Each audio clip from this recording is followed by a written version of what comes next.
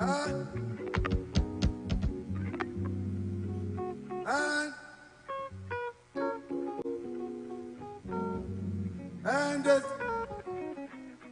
just the microphone too.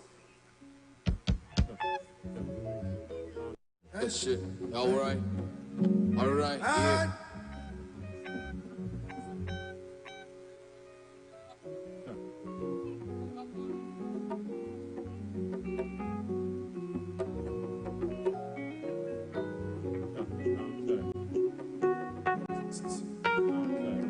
All right.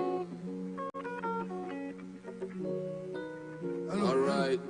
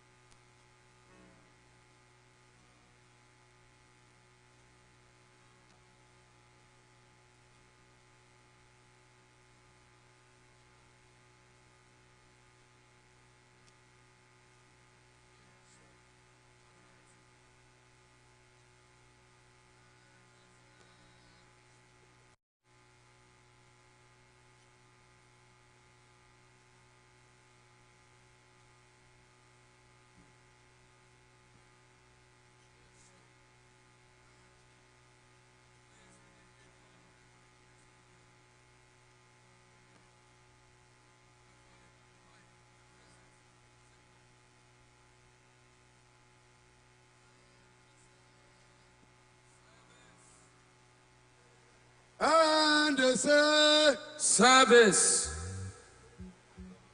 Sure.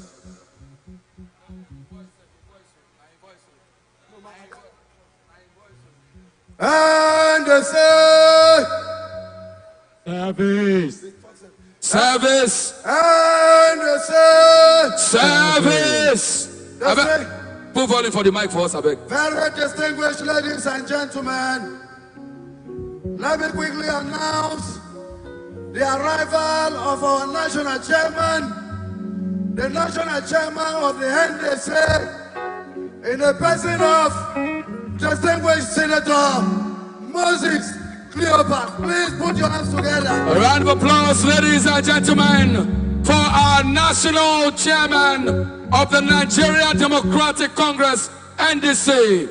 Having welcomed the national chairman, distinguished ladies and gentlemen, with your kind permission, I want to beg that we rise up for the national anthem so that we can quickly kickstart the ceremony for the day. Music, please let us have our national anthem while I call on everybody to rise up for the national anthem. National anthem, please.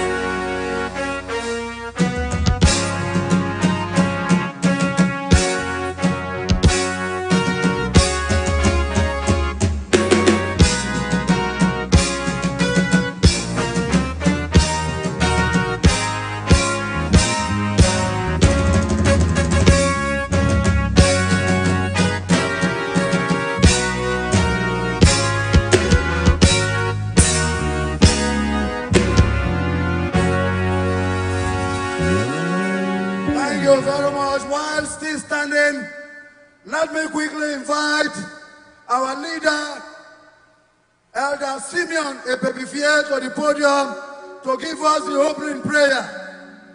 Elder Simeon Ebebifie to give us the opening prayer, while every one of us, please, remain standing.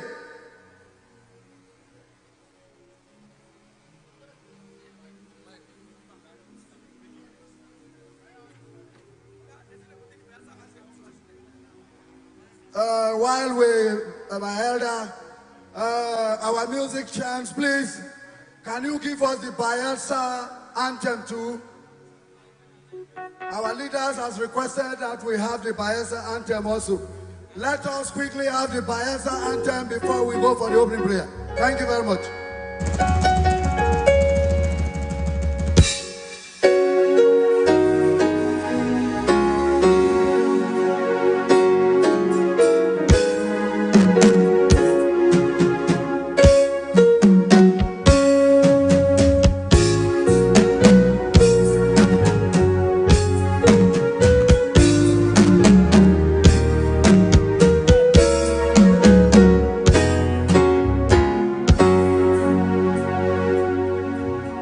Thank you very much.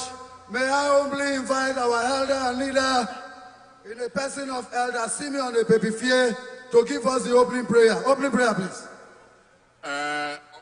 It's here. I'll come and say it's here.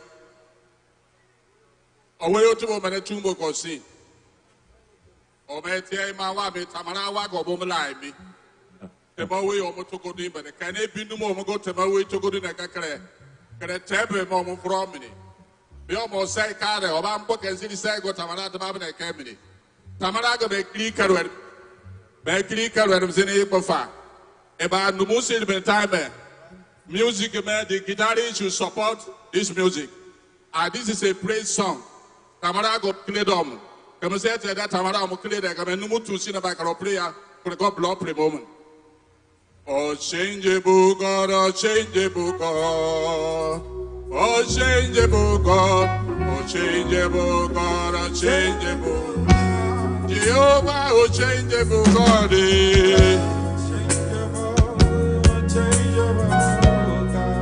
oh, changeable God.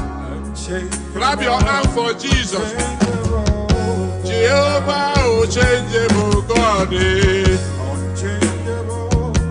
changeable God, oh changeable God, oh changeable, oh changeable God, Jehovah, oh changeable God, oh changeable, oh changeable.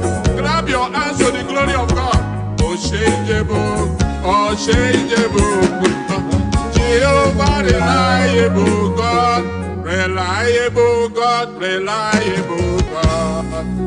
Oh, reliable God, reliable God, reliable God.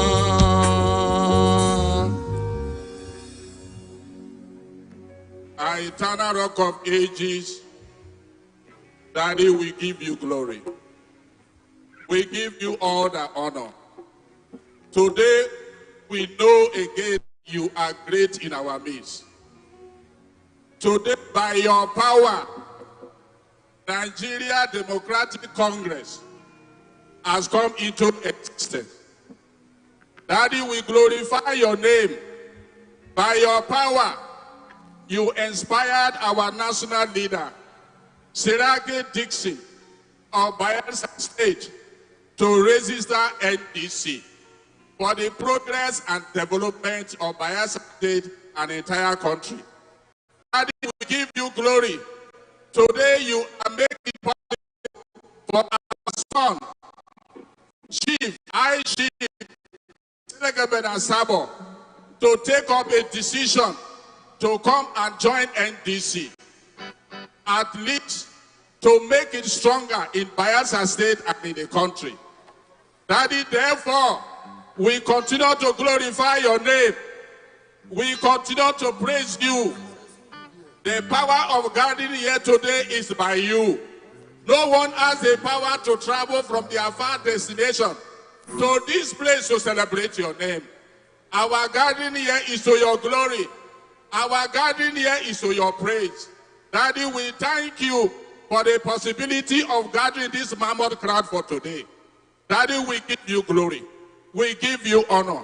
And Father, I commit the whole gathering to your able hand, because by your hand, by your power, everything exists. Today, the crossing over of Selegabena has opened the ground of Bayelsa State. NDC has come to open Bayelsa State. Daddy, Father, by your power, I wanted to shout the name of NDC 3 times. And we are going to say amen. NDC! NDC! NDC! Therefore, I open this ceremony in the name of the Son, in the name of the Father, and in the name of the Holy Spirit. In Jesus' mighty name I pray. Amen. Please put your hands together for Elder Ibebifie. That was a very nice one from our elder. Distinguished ladies and gentlemen, and they say, service. And they say, service to the people. And they say, service to our chairman. and they say, Service to Bayelsa State. and they say, Distinguished ladies and gentlemen, may I once again recognize our national leader, our mentor, distinguished Senator Henry Siraka Dixon, who is ably represented by the Sabama Ikirimo Caucus leader in the person of Honorable Fireman Wilson. Please put your hands together for him. a round of applause, ladies and gentlemen. Your Excellency is very distinguished, ladies and gentlemen, at this point. The national chairman of our dear party, in the person of distinguished Senator Moses Cleopas. We have the state chairman, Honorable Tabrebo Ikromo, and members of the state working committee. Without much ado, distinguished ladies and gentlemen, let me call on the state publicity secretary in the person of Prince Mark Ake to quickly invite the state chairman to give us his opening address. Thank you very much. A round of applause, ladies and gentlemen. And they say, Service. service, And they say, service for the women, and they say, service for the youth, and they say, service for the elders, and they say, service to Bayelsa State, and they say, service to our country, Nigeria. and they say. Thank you very much. My brothers in the mic, I want to thank you for the job you've been doing so far. At this point, I want to welcome our leader in the state, the chairman of our great party, Bayelsa State, the NDC.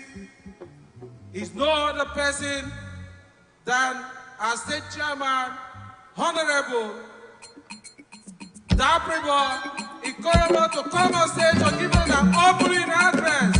Thank you, Mr. Chairman. You're needed in the podium for your welcome address. May we put our hands together for our state chairman. I don't see a good leader. I don't see a good leader. If you see this, Sabo na consent. Sabo na consent. Yeah. I don't see a good leader. Yeah. I don't see a good leader. I don't see a good leader. I don't see a good leader. I don't see a good leader. They go sell us up on a consent. The man when they go sell us up on a consent. Daddy, I don't see a good leader. Yeah, I don't see a good leader. The man when they go sell us up on a consent. The man when they go sell us up on a consent. We say baby, cho. Sabo, you are a good man. Baby, whoa. Talking to, don't be cho. Don't be cho. Saba, you're a good man. Yeah. Don't be whoa.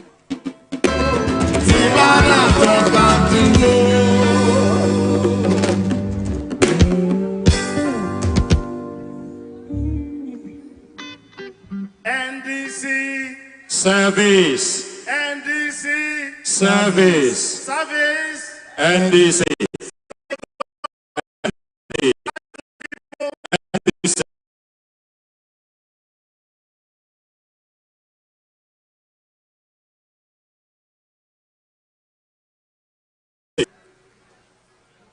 First and foremost, we welcome the representative of our national chairman, of our national leader, Elder Fireman Wilson.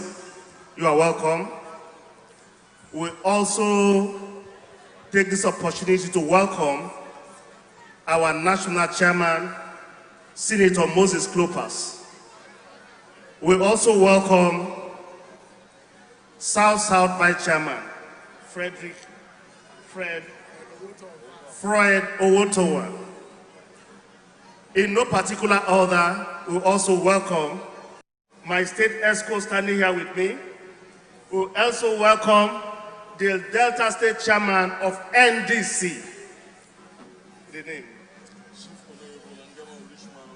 Chief Honorable Richman Angama, PhD. In no particular order, we welcome everybody. I will also welcome High Chief Celeste Sabo. You are all welcome to this momentous occasion. It's historic, very, very historic, that one of our sons and one of the greatest leaders of our time, the Ofrema Pepe of Ijoland, Senator Harry Saraki Dixon, who has brought this party to us, who is not limited by what others say is possible, who is not limited by what others say is not possible. We are his students, we are his products. The NDC Bayelsa chapter will not be limited. Are we going to be limited? Are you going to be limited? Is the Bayelsa NDC going to be limited?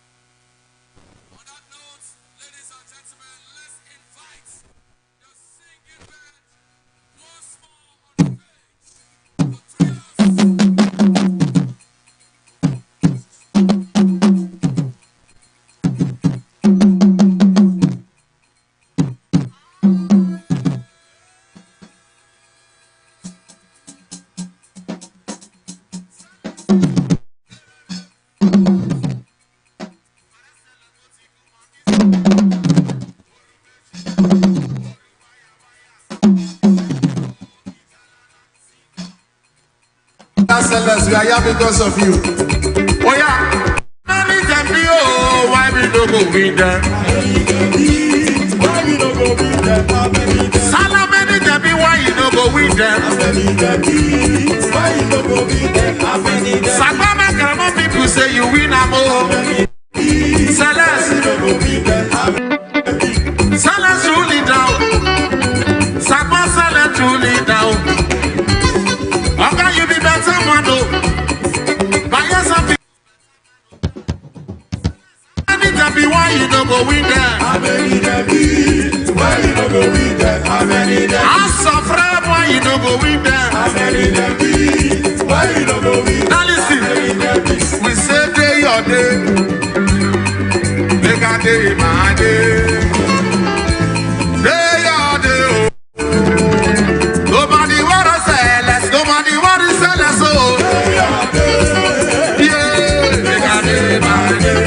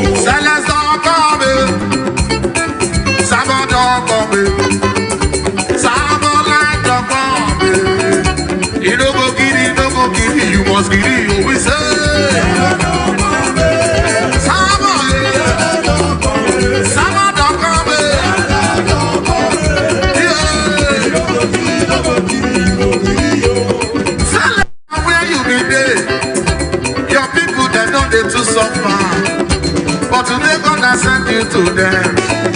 You don't go kiddie, you don't go kiddie, you must kiddie, you fast and I say. Yeah. Salad for God. Yeah. Salad for God.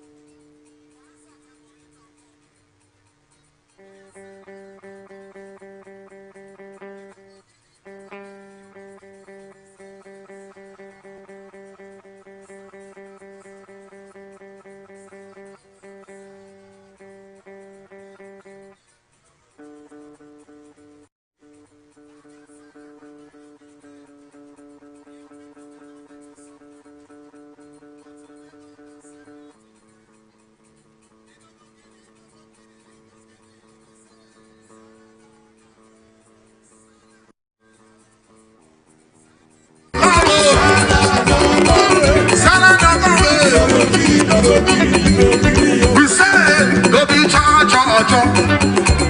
Sabo, yari, don't be whoa. Dixie, yari, don't be charge. Don't be charge. Sabo, don't be whoa. I say, don't be charge.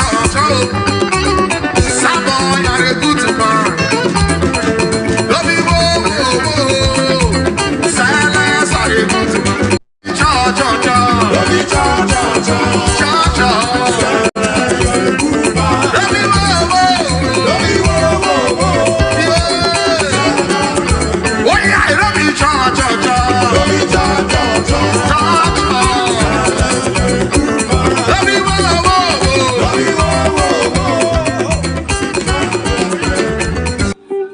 gonna do sell.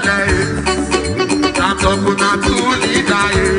Anywhere you go, let me show your style. Oh, sell. You be top gonna do leader. Anywhere you go, let me show your style. Oh, sell. You be top gonna do leader. Sell. Top gonna do leader. Sell. Top gonna do leader. Anywhere you go, let me show your style. Top gonna do leader. Anywhere you go, let me show your style. Talk gonna do leader. We say, I'm biggie man, I'm biggie man, I'm biggie man, I'm biggie man. Yes sir. Oh yeah, some bele bele ya, bele bele ya, bele bele ya, bele bele ya, bele bele ya. Obi adima obiwe, obi adima obiwe. We say, papa golo, papa golo, papa golo, papa golo, papa golo. Kosuge, sala boya bara zuru ya zuru ya.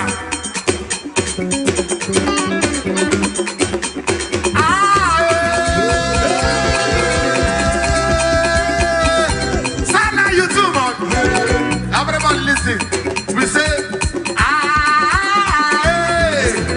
this guy leader, another one no do.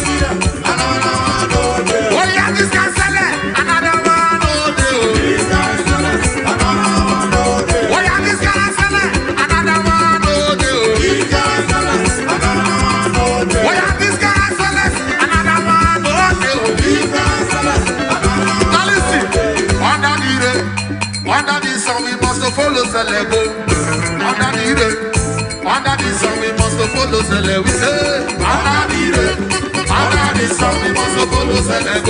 Under the sun we must follow Sele. Anywhere you dey go, Sala. Anywhere you dey, we must follow you dey go. Under the sun we must follow Sele. Under the sun we must follow Sele. Under the sun we must follow Sele.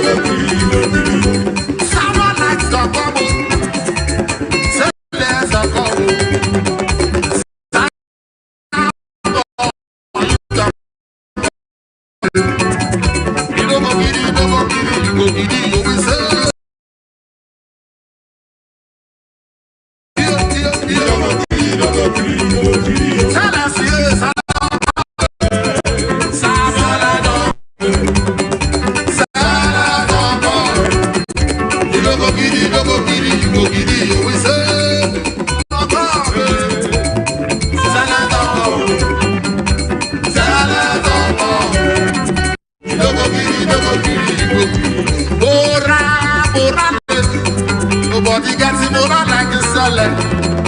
Bora, bora, nobody gets him over like salad. Bora, bora, bora, bora, nobody gets him over like salad.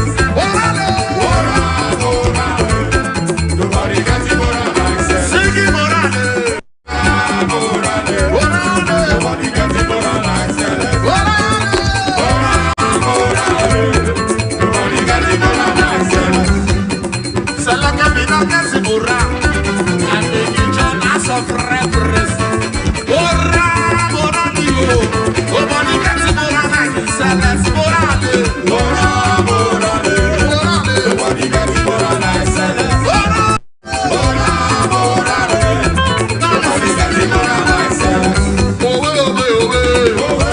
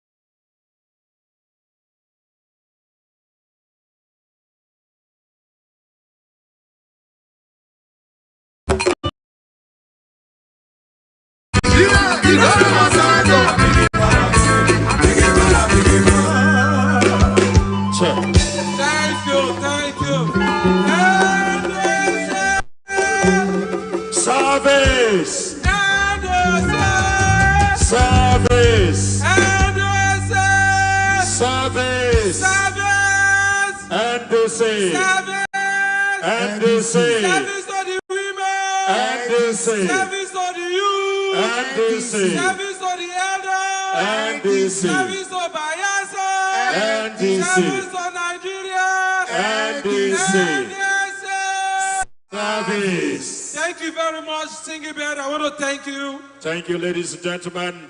Also, I want to thank our celebrant for today. Thank you for the wonderful thing you have been doing. But we have come to the hallmark of today's occasion. And before we do that, we're going to call on our leaders that will come, leaders and stakeholders that will come on stage while we now reel out the beautiful persons that have come to join our family to add the needed value yes, to win an election.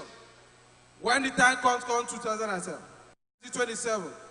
So at this point now, we're calling on our national chairman,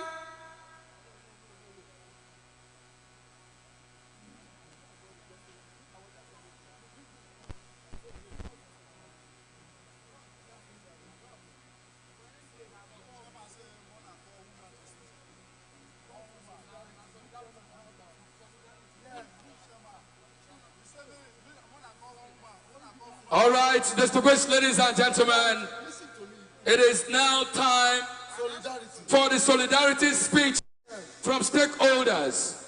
Distinguished ladies and gentlemen,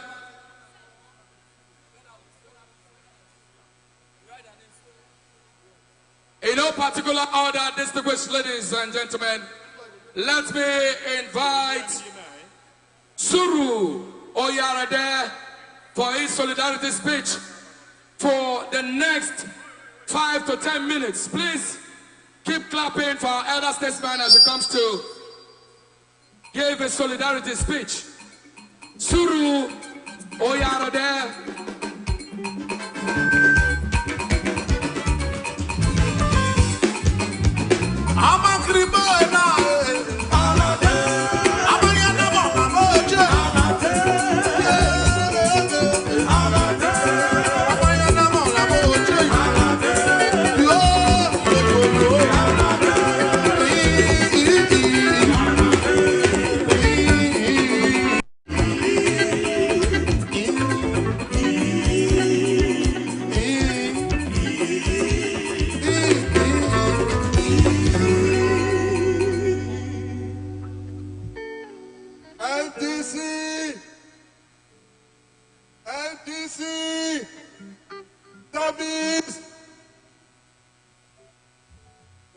Well, I've been asked to speak for only 3 minutes, and I'll keep to time. Mine is a very simple job. You know, the NDC is founded to deliver only one thing: service. Nigeria today has the crossroad, and the parties are not able to provide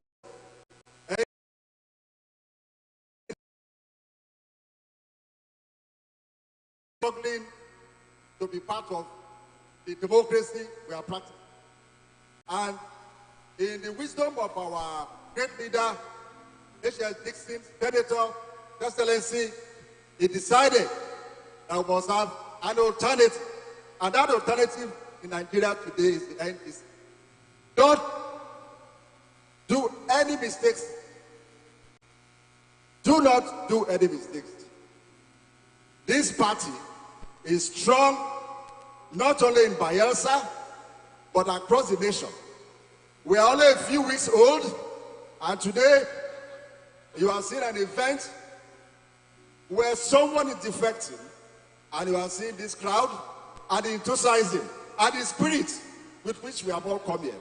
I assure you that NDC has come to stay, and we are going to capture power at all levels in Bayelsa State.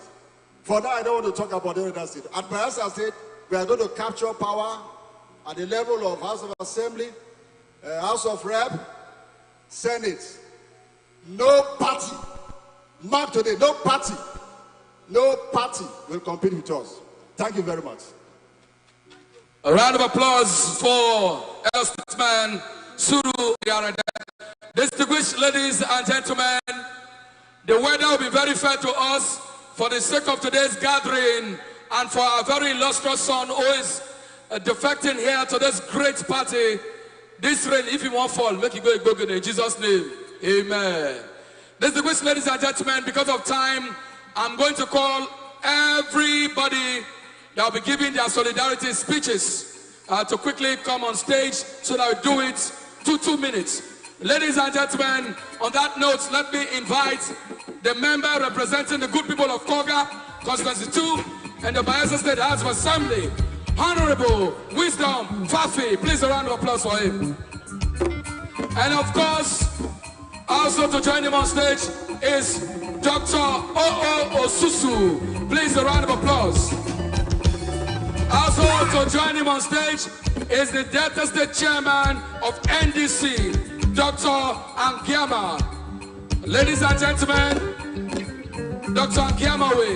Also to join him on stage is the Southside Vice, Fred Owotorfa. And of course, to join them on stage is a very powerful woman, a lady of repute, Naomi, State Woman Leader, NDC, Naomi Ogoni. Please a round of applause for her.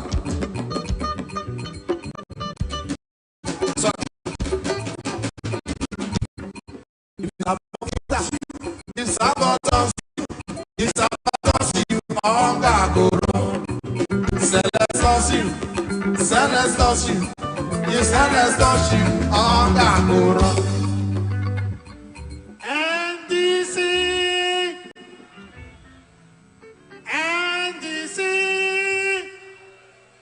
service to the people. Our national leader, distinguished Senator Henry Siraki Dixon, our party national chairman, the most distinguished Senator Cleopas Zoe Moses, the state chairman of NDC, Honorable Ekroma Daprebo, the entire executive of the Bayelsa State chapter of NDC, senior citizens of Bayelsa that are here, the great women of Bayelsa State that are here in their numbers, the great youth of Bayelsa State that are here in their numbers. I want to, at this point, stand on the well-established protocol. Today, as we all know, is a very wonderful day. Sorry, it will be a disservice if I don't recognize my friend and colleague here. The member representing all the good characters of Sakuma Constituency 1, Honorable Dr. Oyike, God bless, that is standing shoulder to shoulder with me here. My colleague that is on his way, Honorable Ted Tombra Elemofro, I recognize you as well. As we all know, NDC is the newborn baby in Nigeria.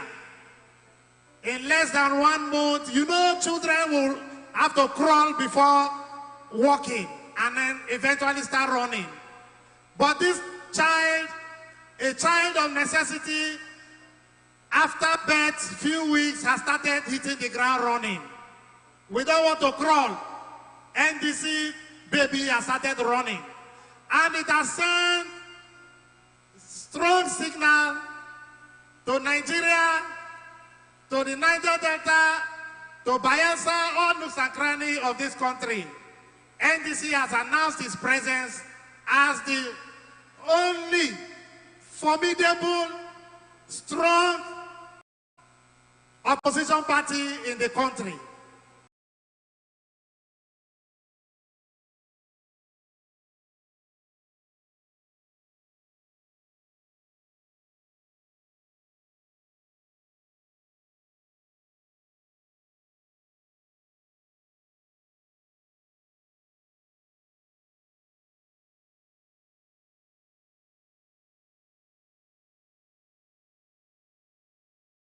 In 2027, let them gather their resources. We have God on our side. NDC, service to the people.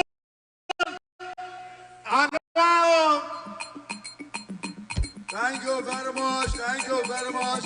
And for the record,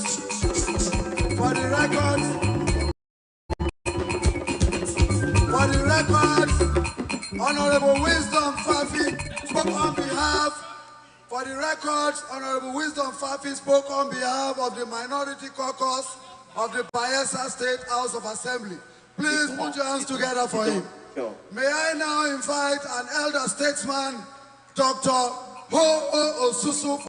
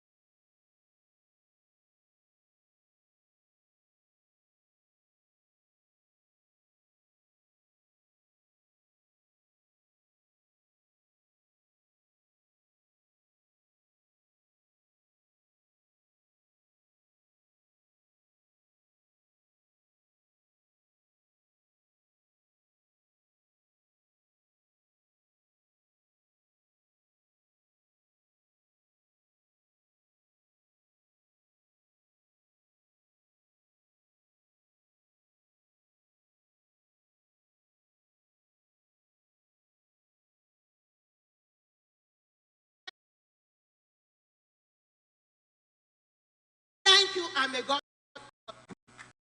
Please round of applause for the states of the NDC as the state, Naomi Ogoli. Distinguished ladies and gentlemen, all the way from Delta State, representing NDC Delta State, the chairman.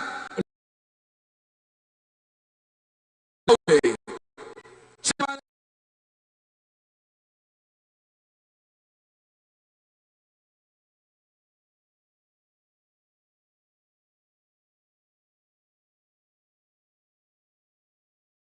I don't want to say much, but I will describe this movement as the Noah Ark.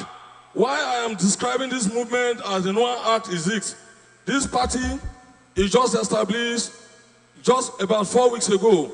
And within these 4 weeks ago, Delta State as a very last state, if you see the spread, you will know that it is known by man-making. Always acknowledge the fact that this is a movement that has been blessed, has been directed by God. Quickly join the movement, and the movement will take us to the promised land. And they say, service to the people. Thank you very much. May I now invite the National Vice Chairman of the NDC, give his own solidarity speech. NDC, NDC, NDC, service, service to the people, service to the women, service to the youth, service.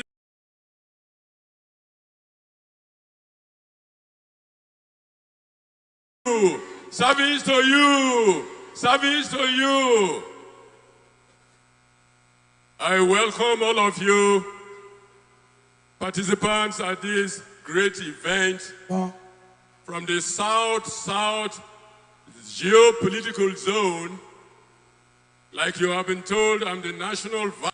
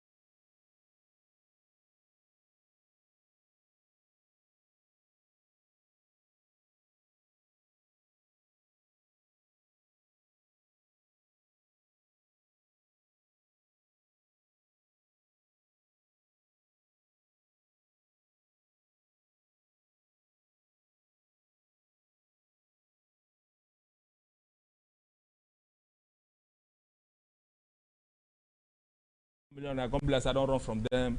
So everybody just changed for me. From as in everybody where I know. I've been cut you off now. Make we continue on the whole thing. You say waiting really happen. Nothing happened. Me and me I don't get any issue to today. I even surprised that they can't talk this in again. But I go talk because people to say I don't go do something or I don't offend this guy or something. You mean really say happen. as you just win the money when you thank and finish, you know call him again. Nothing. You know even call him when they say you know worry him too much. Say Baba how far now? You been say you get one deal for me or you don't tell him all those things because shame me doesn't get deal now. Ain't get deal. Thank God say yourself you hear that one, you know that one which is true. You see, ever see, when I win that money, now you go to confirm whether he really tell you like that. Now he send me the money in person. He called me that they want to send me the money. He called me for phone, and that was the first and last day he called me with his phone. That guy, I want to send you the money or send me your account number. I send that account number. You know, very straight of 4 seconds. I don't see the money. So. Ever since, now through my cousin brother, we dey close to them. Now they contact with because the number when carry call me, now unknown number, hidden number, the number no show. So I don't get my number. So no really want make you fit get access to one. I don't know that one. No. Me I just can say maybe he no hold me. So and it's waiting and win. He just won't give me that thing then. In continue with in life, so now waiting me I think so the promise when promise I don't say I'm as anything to if you go do am, I go do and I use the man talk am. Me I no go worry am. So me as I see the 1 million naira, but at the same as a person, sometimes they try to reach out to them, but since I don't get in contact, and my cousin brother they close to them, now they communicate with to make sure say I feel reach out to them. But that my cousin brother self, I don't know, everybody they run from me. If you remember lying, say let's see you.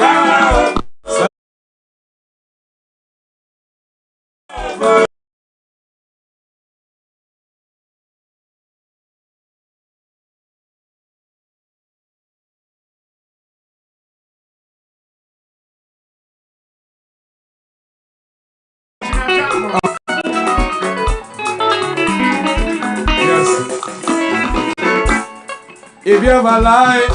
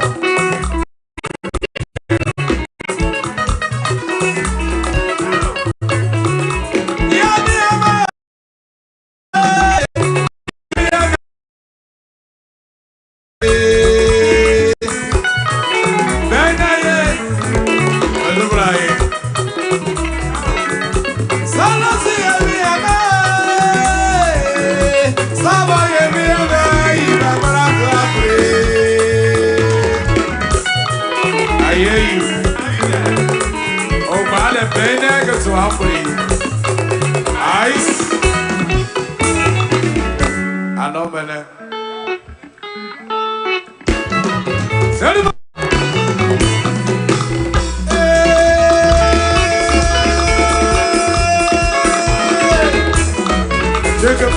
Shake it. Tell him out. Now go. Are you there? Politics are near to be feared. Celeste take a fear. Clopas take a bad. I need to be feared. How the banner.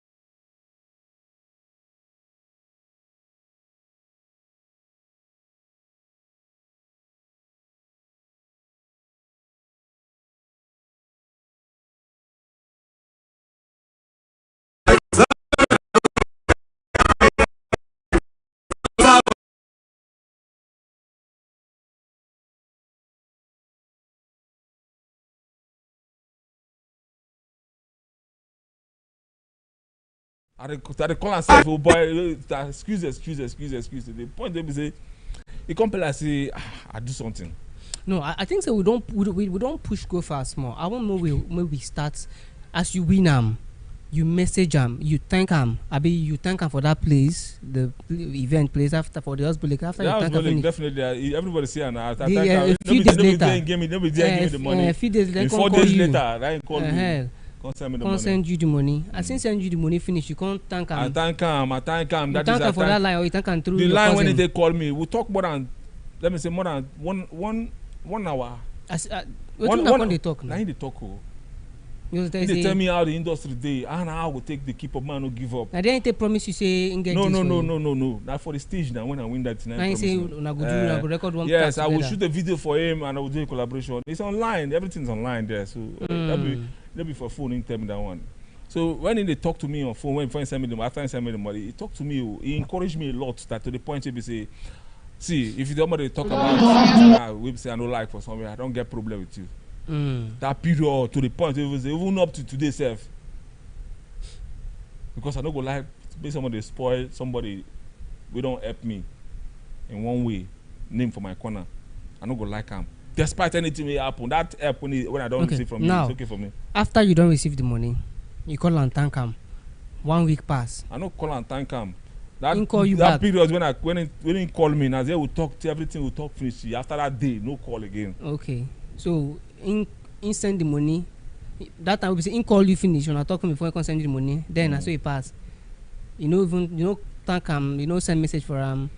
Through Instagram say I no get in contact. Then Instagram, yes. I dey follow him up. They go the Instagram. So Instagram, I go DM and they thank every morning. So you get point where you reach where you say you can't go the Instagram, go tell and say, Baba, I say make I remind you the thing where you promise me. You don't get anything like that. Instagram. But normally person will be say they promise something. See, at some point you for go Instagram, you said you won't grow now. That kind of thing I no do. Now my cousin brother. That your same cousin brother. Nah, Where they work with him. I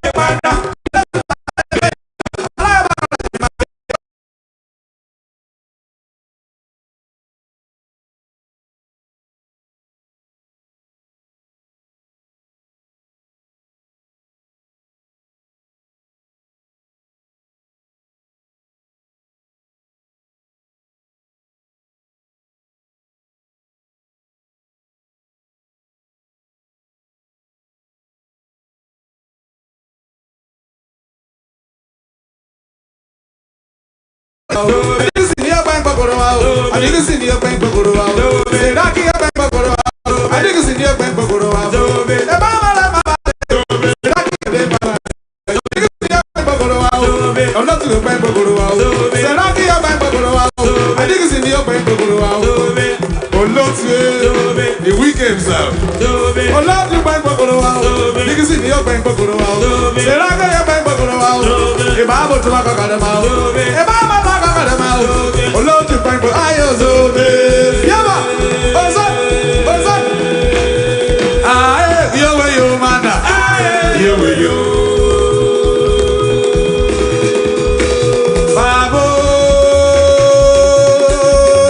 Babo, salesi babe. Oh my, oh my, oh my, oh my. Tuma tuma le de kare ba oh my. Salesi yo kala we babo. Oh my, salesi yo kala we babo. Oh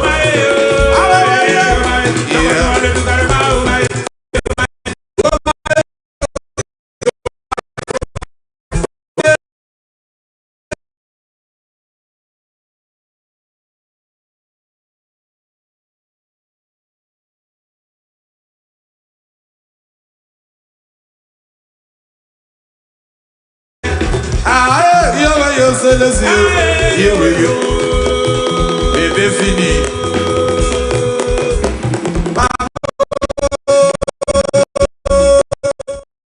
Babo, grawe babe. Oh yeah.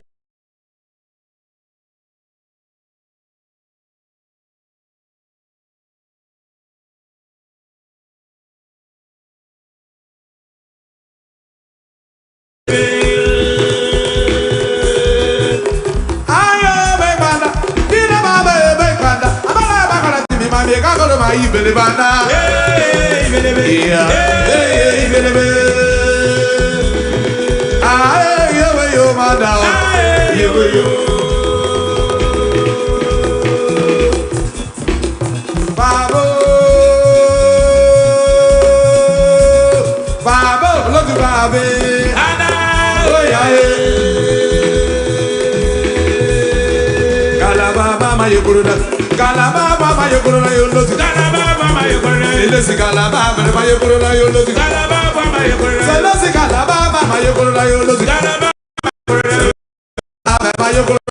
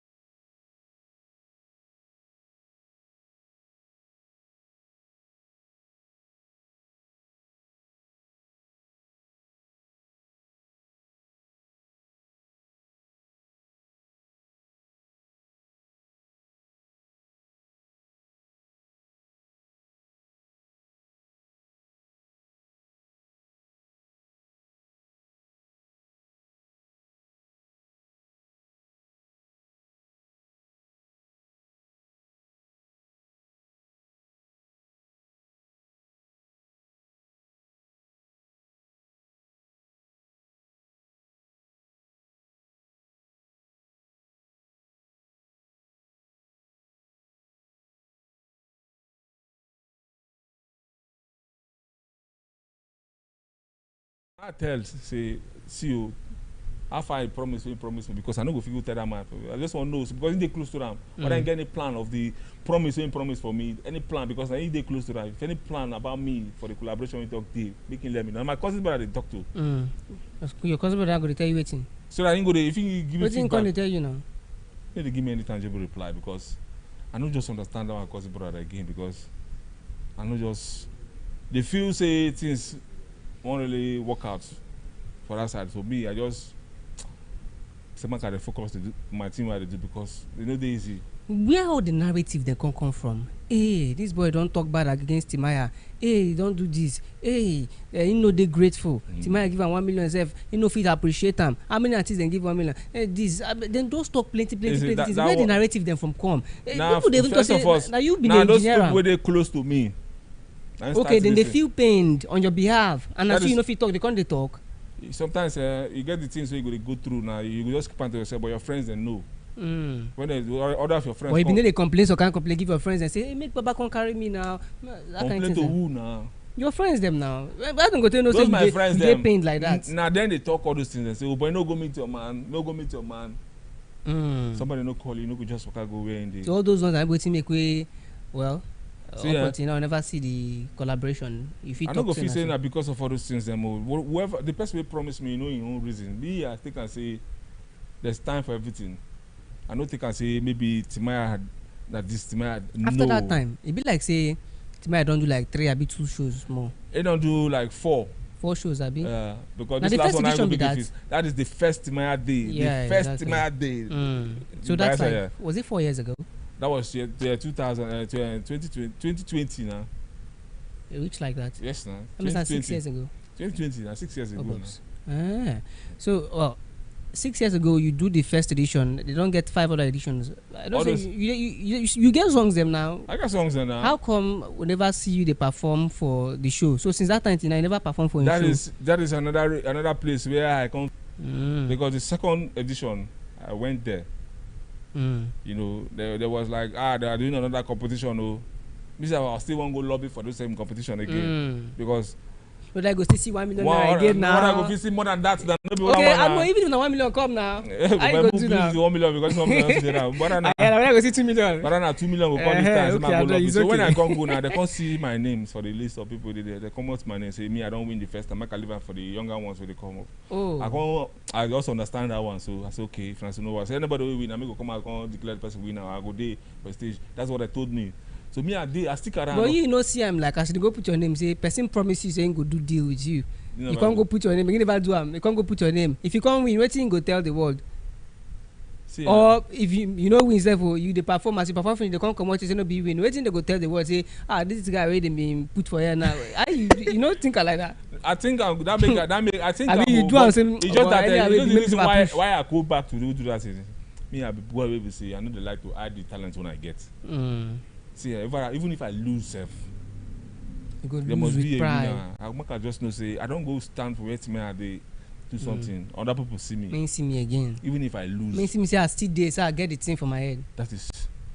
See, I know they shame for waiting that they do. So I always bring myself out when it comes to that play. The second time second time I go, they say I come out.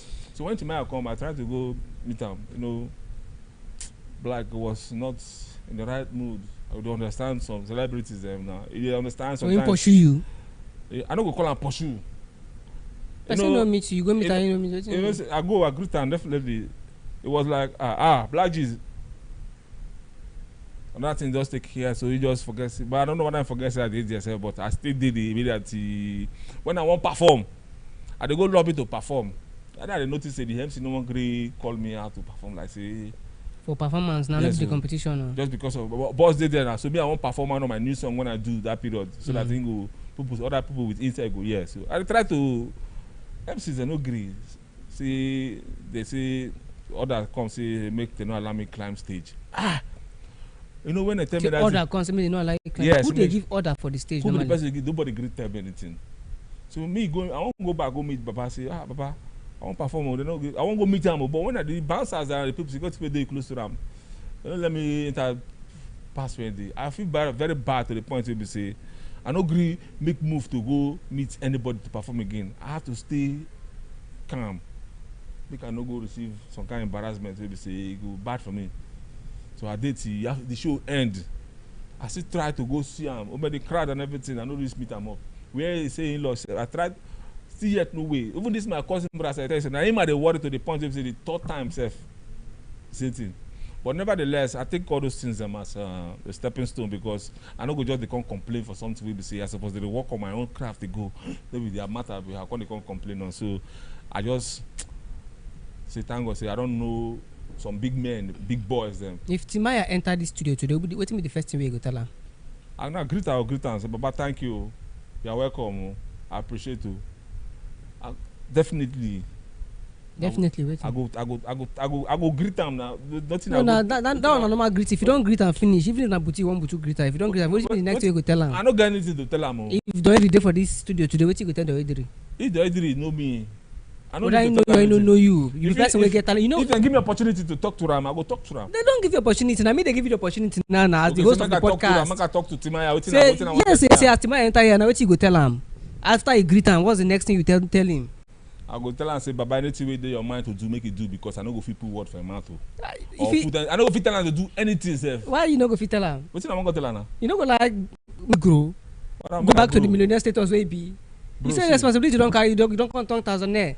We go still go back to our millionaire. As him be like now, maybe he carry you for mind. You notice if he carry you for mind, all these things the way they happen. You go show, they not allow you, may you be part of the competition. They not allow you, may you perform. I don't want to cause more conflict or more controversy on social media. But if you be saying carry you for mind, you don't go like Clara. I'm telling you, say Baba, I beg. Even if you carry me for mind, you don't go like when you meet them. If you meet them today, you don't go.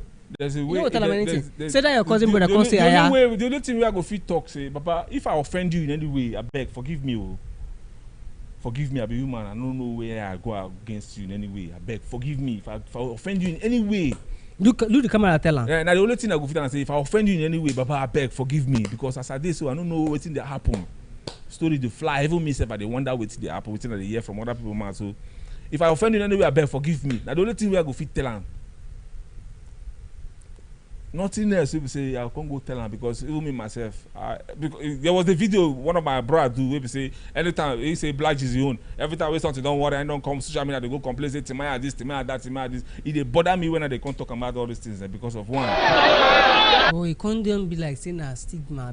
Na stigma. Anywhere I go, I tell you say as I come here, self, you don't ask me that same thing, self.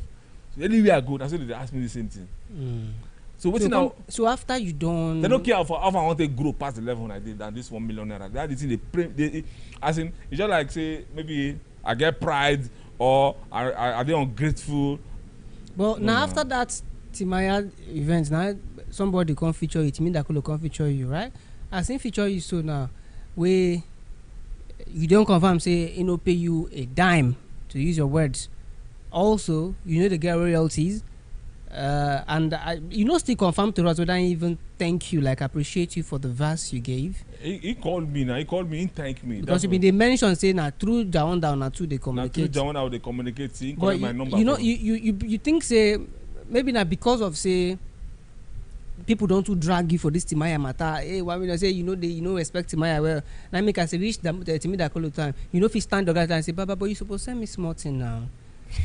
You they receive money for this song where you do now. This song all of us do. They receive money now. You supposed to send me something. You supposed to send me something now, or at least connect me to another person now. You don't do, but then you don't think maybe do you not think you somehow slowed down because of that thing that's already out there? So were you kind of stigmatized or something? The best way know, and I make a talk. Everybody know what they do.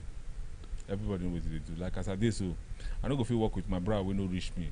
Then I better say I pass him, I can't come do work for somewhere. I don't give him money, I don't go empower and make him become somebody. If I don't do that thing, that means I don't really value my brother. If they value me, then respect his jaw, then that is the regard his jaw language and his jaw where we come from, eh? I don't see my jaw brother go see me, they promote my language, use me, leave me. They're possible. There must be something behind all these things. Because I notice I do person one thing. I always here to help anybody with into music. The thing affects you. It affects me badly. That's Timaya thing. It affects you when you know fit call Dakolo or talk to Dakolo and say, Baba, I suppose get smart thing for this thing what I do now. Just anything way if you give me. You see, one thing about all this our big brother, man. I do get respect for them to the point where we say, and they like talk within they're supposed to do for me, where they know what to do. You know, I know big go put words so for them. So if you go tell us, I go tell say, boss, if I you know what to do. I go only call them. Baba, you don't tell me I hear from you. I say, man, call you. Man, I call you to hear from you. I greet them. Our business, our body, our family. Hope everybody's fine. Everybody's fine. Come go. Go say, Baba, the thing where you feature me, I never see one naira. Something feel pop out from there. Say, So that's what this guy. Yeah, okay. Because Baba, I go come out and verse for that song. I go do this. Or people feel just from things can happen. So I just have to leave everything for God. Yeah. Because I believe since that time, if I say you run for social media, you know they. I tell you, say since that time, no social media account where I go open with say they restrict the account. The account restrict and I tell you that's in any social media account, like especially Facebook. Like just 3 days ago, they just suspend my account. Account of how long? That was 1 year plus. You they use on the comments or do things. Videos. Not be things where you share, you know, they use and talk some kind of things for the people where they make them. They say they make them make that Facebook will be say I open when I so even if you open TikTok too, they block them. I mean you get TikTok. My TikTok, if the first TikTok when I open, based on that, all of them linked to one this thing, my Instagram, my Facebook, all of them one day. So I can't open only Facebook. Then TikTok with somebody's phone, which is my brother phone with me. But I did notice say with that phone, the TikTok on the last somehow. But when I try to log in that account to my own phone, try connecting to link. Well, you clearly need to meet a tech person for that. That's probably your tech maybe issue. There's a tech, but I don't know. But I just think say maybe they are coming for you. I don't know because when they report some people account, therefore you know it will difficult for you to. Something will happen 5 years ago. People still can't report your account now. What if you so once you just get on, everybody report your account? I don't know. What do you really do this for? I don't know. Well, maybe we leave that matter small. But that one, I believe say that one not be the major issue. That not be the major issue. The major issue is that I think say maybe most times I feel say maybe I too they take this job personal and I make things they do. What do you mean by personal? How? When I say personal, they try to take it to push this by our language to take it to the next level on my own. So you know they feel work out well. So I try to mingle to associate myself with people where we say to partner with people, you know, or companies that Charlie Poppy, right? Yeah. Zeri DL. Leesberg, right? Is he Soft? 6UFF, right? There's that guy, your guy. Now these guys they're doing something in the industry. Many will call creative. I mentioned Charlie Poppy too. He would fuse traditional Edo music and then he's doing some sort of talk rap on it. You know, there is Alfred Izoimbi, right? There is Tario Gay, right? He does major music, B2S, right? There is Barrister Smooth. Yeah. All of these persons are Ijo. You are an Ijo man. You rap in Ijo. Alfred Izoimbi, people enjoy his Owigri. Same way they enjoy Barrister Smooth's Owigri. Have you ever tried meeting them for collaboration to cooperate with them and do a song with them where you would have to rap? Do you not think it would be great? You don't think say your love, especially Gen Z folk would like that kind of thing? I made a move to do a collaboration with these people you have mentioned, but they never give me. So they run from you. All of them. I did a song recently titled Nimuya O. I don't know the title of the song. I believe I sent that song to my brother here, Mepamo. The title of that song is, if I happen to, let me. I don't know if I can freestyle it here. Please go ahead. The song is like this.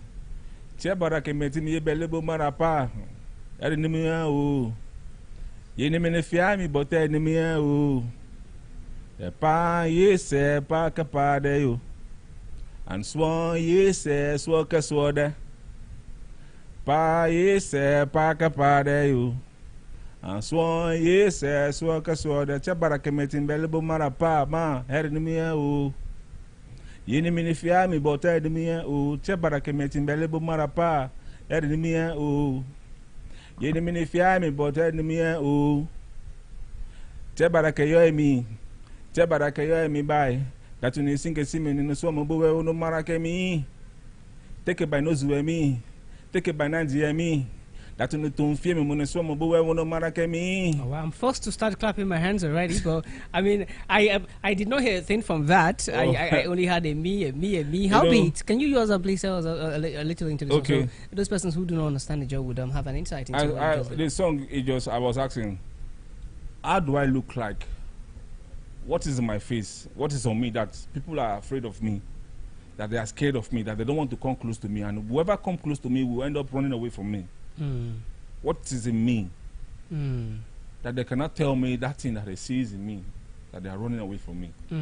That is it. That is what I was trying to say. All of these entertainers, even those who perform or sing in local dialect, Ijo or Wiri, they are all running away. I mean, you try to collaborate with them and they're not even... that is sometimes I just think and say, oh boy, I never get money, because if I get money, nobody will see me get money. We come in the month, we go answer at or attend to them. So now money, not be everything. Now money, if I get money now, those problems don't solve niche. If I get money, those problems don't solve. Believe me. You don't be the entertainment, you won't carry get money. So you're trying to do songs that now this is something that would also favor them. It would make their music be appreciated by those who are not even, I wanted to complete the verse of that song that I was singing till it cut me off because it would have been more better. So people that are understanding my language will know what I'm saying. Who played? You've sent it now. I sent the video to a small video to Amiapamo. So you see, I have been through a lot. All thanks to Right Honorable Tonye Emmanuel Sina. I would thank that man very much because that man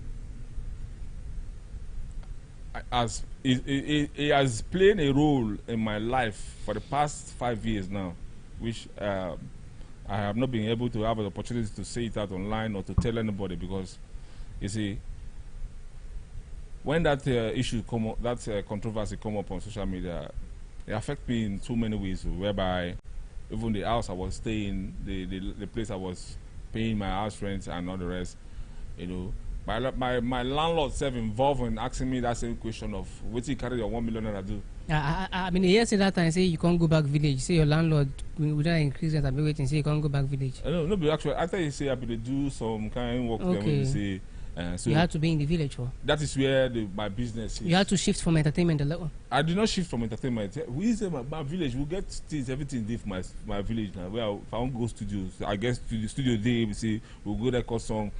Nothing we no day there. So I was even comfortable because that is where my language.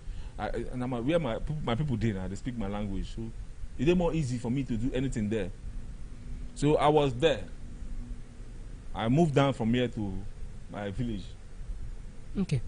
Well, we don't really stretch this interview, but make we allow you talk one particular thing. Anything where you would like talk to entertainers for Bayelsa, so we can call it a wrap on the video.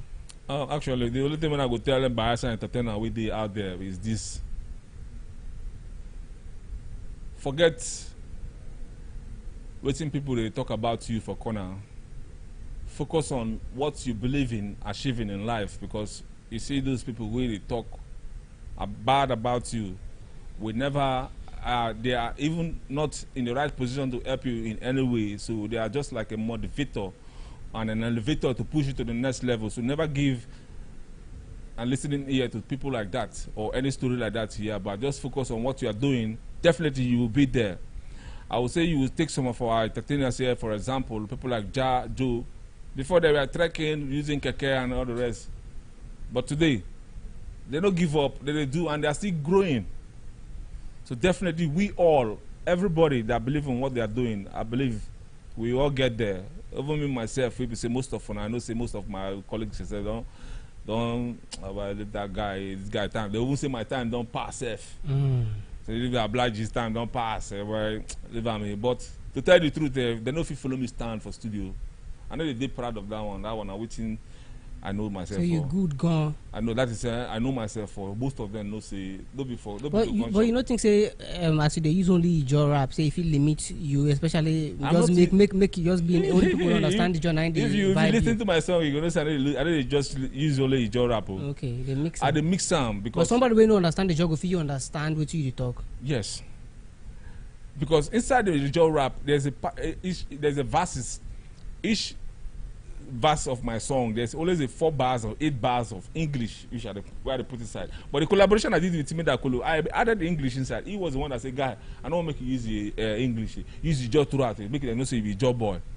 That is why I use Ijaw throughout. How you think say if we improve on Ijaw music, make not just Ijaws the vibe currently not only just the vibe, but make we get more persons even listen outside. That is what I'm talking about. That the support we have for people is not enough. For people to share what we are doing here is not enough. I talk about as per the content, because even if you share them and people know they relate with them, as per the content of the content. How you go take and make it much more relatable with people where they outside, we know they really understand the job. That is it. The content, my content. If I talk about my own personal content, my content, I don't see anybody with he beat waiting that they do. I beat my chest today. Nobody if he beat. When it comes to the rap or the Ijaw rap, I'm not talking about other aspect too, because everybody good in what they are doing. But I talk about my Ijaw rap. I don't go too many competitions. I never see person who beat me, who win me. Right. Even with English self, but nobody as in I don't talk about people that rap with English to do competition with me. Even themselves, most of them know, because me I respect all the rappers there because everybody is good. But for waiting that they do, I be God on what I'm doing. Every man is a God in what they are doing, in their own different aspects, But for me, as a Naija rapper, if I still did this level, now my job people cost them. If I pass this level, now still my job people make them. I don't know why that gets me. Now their support will push you. Now they have known me. So if I make them today, now my job people make me who I am. If I don't make them, now seeing them make me who I am. I don't know what I get. As they don't support you now. Either they support or they don't support you, so far as they don't know me. Now they try to put and make everything they much more understandable now. So like this now, if you make them, now your Ijaw brothers don't push you, your Ijaw people don't push you to make them. If you don't make them, it means that they don't push you enough. They don't push me enough now. They don't support. Support is not enough. So maybe from there I feel just say. So as you never make them there now because they never support you enough. When I see everybody they discriminate me on social media, I can't they fear for themselves. I know that they fear to even do something to become be like say I waste my time. You dey silent because you dey silent these 5 years now because you dey fear to come outside. Not be fear. I know they fear to come outside. I was outside already with everybody when I saw what those same because people. As they don't they attack you, everybody you can't be like you even they talk like they report your social media handle then where you create. So you can't be like say you don't put yourself out there again. No. You don't slow down. That is if you say slow down, yes. I really slow down because of I don't want to drop songs them as usual. I know they go shows like before they call me for show and they go. I know they attend to some programs. I know they happy because of everything when I begin to see online. I see say just like almost 99% of everybody they against me for what happened then. So if I come out today, rather than an insult and embarrassment that they come face from people, and I know they made somebody that humiliates me because of small mistake where I do where I don't know. Okay. It's better that they correct me. Guy, if you want to tell me something, I'll be your brother. So I make you come me yours the inside. I say make I day my day because anytime I come outside, I go get problem with people where we say I suppose be friend with them. They give me problem. Alright. Look, I'll allow you talk just one last thing now where you guys talk. Then we'll go call and wrap. So what's that? Anything you have to say to Bayelsons, to entertainers, to the government, to P-Man. You started with them, right? Yes. First of all, I will first of all apologize to my fans out there for not being how will I say? For not dropping songs. For not dropping songs. as usual, for my fans to be listening, and I apologize for that. But finally, I'm back. I'm back with full force. From next week, I'll be dropping three songs on all social media and all musical platforms, whereby you can go and download and stream the songs then. Because my album too will be dropping very soon, but I won't be. I would like to be dropping three songs for my fans to be, listening to my songs once more again. So, and secondly, I will say a big shout out to Right Honorable Tony Emmanuel Isina. I will still say it again. This man is the one that has given me a second hope to come back again. Because where I was in a place where, even the normal person, if you can't find myself.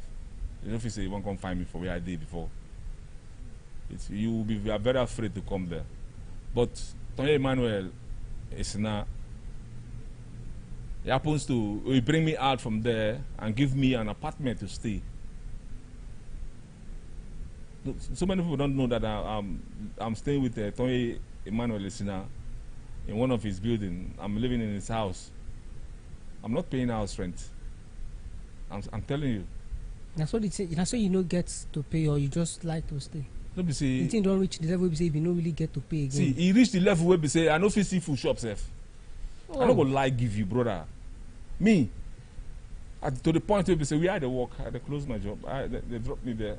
So it's not as much up as what I get from people when I know. I know they see them again. The connection when I get close, everything just fall back. To the point where we say I go there where I just say make I did there. See, if you see my car, make come outside. Not even. It's just like I don't have money to pay house rent to. For now, but then I don't have a damn. So you don't even carry people for house. It's going to 5 years now. Where you did in house? I did in house.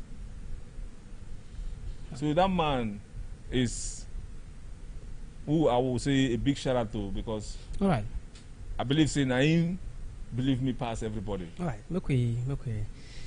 Thank you so much. I beg you, no vessel. Melody deal. One of my friend, my brother. He said, "Na man we say they send me money, big money, and a big man." Melody, I don't know whether I get other name people know him as well, but even me and myself, I get uncles who say they support me.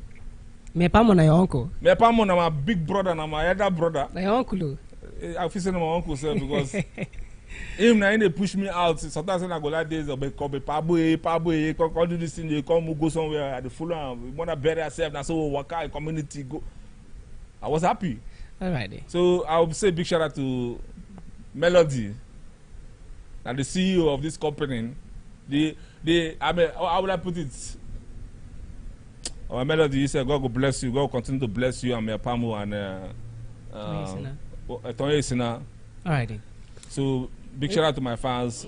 Definitely, I'm still dropping I'm still that job guy when I know. You had it right. Don't give up on him. Don't He's give still up that on me. job guy you all know. All right. Thank you so much, guys. Thank you so much for staying with us on this edition of Chat with Naija Live TV. This comes your way again tomorrow. We'll bring another interesting edition, interesting episode of Chat with Naija Live TV. My name is Henry. I've had Black G's on this very episode. All right. Do have a wonderful day. Thank you. Yeah, thank you very much. Every ripple starts with a single drop. In Bielsa, that drop is the Education Development Trust Fund Board EDTF. From the moment a child sits down to a nutritious meal, to the day science. Good afternoon and welcome to Chat with Naija Live TV. My name is Barbie Mparu and I'm joined by the Ayo of Yentown. Oh yes, and quickly today we're going to be discussing a very interesting topic as we'll be talking about comedy and its struggles, the whole process of comedy beyond just cruise, the actual struggles, and also for comedians how they have to keep being in business, keep coming up with new lines and everything. So do stay tuned as we have a very interesting man who has been in the comedy industry and still is in the comedy industry. So quickly, let's give a rundown of our guest. Our guest today is MC Sweet Mouth. He's born as Ogenekewe Dama, a comedian, on-air personality, and event host based in Bayelsa State. He gained recognition as the first runner-up of the Bayelsa Comedy Challenge in 2023 and is a two-time Bayelsa Comedians Association Bicoma Comedian of the Year. He currently serves as the special assistant to the governor of Bayelsa State on entertainment and is also an on-air personality at 93.1 FM. He's widely known for his energetic performances and engaging lifestyle. So that's that about MC Sweetmouth. He's set to host an event, an upcoming event titled Jokes Apart on May 3rd, further showcasing his growing influence in the entertainment industry. Today, he joins us to share insights on comedy and its struggles. Welcome, MC Sweetmouth. It's amazing to have you today. Thank you. Okay, I'm so honored to be here. Of course, welcome. So quickly, would want to know about MC Sweetmouth as a comedian on stage and off stage. Tell us about that. MC Sweetmouth as a comedian on stage and off stage. On stage, like you said, I even blushed when you said that thing. You said I am known to be energetic. Yeah. On stage, I am called the punchline king, the king of punchlines. That is because I have tried to create a niche for myself. I don't comedies contemporary, like it has times and it has its place. There's a kind of joke you can say in a kind of place, and there's a kind of joke you cannot say in that same kind of place. Yeah, that's how it is. So on stage, I've branded myself to be able to get my audience on a no just time. I can say a joke for just, I can say 3 jokes in 1 minute. In 1 minute. That is what I'm known for, being on stage. And some people call me the essay to the governor on Girls Matter. On what? On Girls Matter. How on true stage, is that? On stage, that is just cruise. That is what they call me, the essay to the governor on Girls Matter. Because on stage, it depends on the event, like I said. I can say, the kind of jokes that appeals to, those bad people, those kind of people. Yeah, I can say the kind of jokes that appeal to them mostly. Depend on the event, especially when you're in a place like a club. Most times you go to a club and you try to say a joke about what happened in your church. My pastor now said, the audience won't even flow with you. They won't even have that vibe with you, because what you're saying as at that point doesn't pique their interest. So on stage, I'm this guy that calculates my event. I read my event. I think I mostly know what my audience would want and what my audience would not want. I can go to a church. I can be in a church. I can be out of a church. I'm versatile. No matter the situation you find yourself, there's always a joke that comes out of MC Sweetmouth. Yes, the mouth is always sweet. There's always a joke that comes out of me. So which of the joke is easier to find? Is it from the church or the club or parties? Okay, if I would be honest with you, it is easier to perform in a church. Okay. Let me tell you what. Yeah, it is easier to perform in a church. The thing with churches is, I've once met a pastor that told me comedy is not a gift from God. This is what a pastor told me one time. He said comedy is not godly, and he will never in his life allow a comedian in his church. Okay. Wow. But most artists... But he didn't tell you the reason he said that. He didn't tell me the reason. Okay. But he must have his reason. He must have one. Most artists, if you dig deep, you will find out that most entertainers, comedians, and otherwise, they have their roots in the church. But one thing or the other, they began to go backslide, true. They began to go out of the church to do songs that are not of God, it's because most times the church have failed to welcome them in, to find a place for them in the church. Because I think the Bible says all good gifts come from the Lord. Yeah. And if you observe, comedy is in everything we do. A governor might want to make a speech, and he would say something that would make the audience laugh, to lighten the mood. To ease that tensions, is comedy. yes. Even the pastors in church, they do it. They say something that will just make everyone laugh, to lighten the mood, to break the ice. That's comedy. It's in everything you do. And the good thing about performing in a church is this. You have the audience set to listen to you because they are used to it week in, week out. They listen to their pastor. They believe that when someone is at the altar, pay attention, you listen. So you might not even be as good as they make you feel because they would laugh, they would respond, they would. Except you go to crack a joke that is inappropriate in a place like that. Me personally, being a comedian, I have the fear of God so much that I don't even think it is good to say jokes that it's beyond your understanding. Imagine say I want to crack a joke about God. I want to crack a joke about Christ. Say that time when Christ been dead. Say if now those kind of things. It might cut out to a lot of folks as funny, but it's controversial. True. It won't cut out to a lot of folks as funny. They would peg you that this guy cannot come to my church. I won't bring him to my church. Or you go and crack a joke about the pastor or about pastors in general, forgetting that the church also have a pastor. Not all pastors are good, okay? But not all pastors are bad.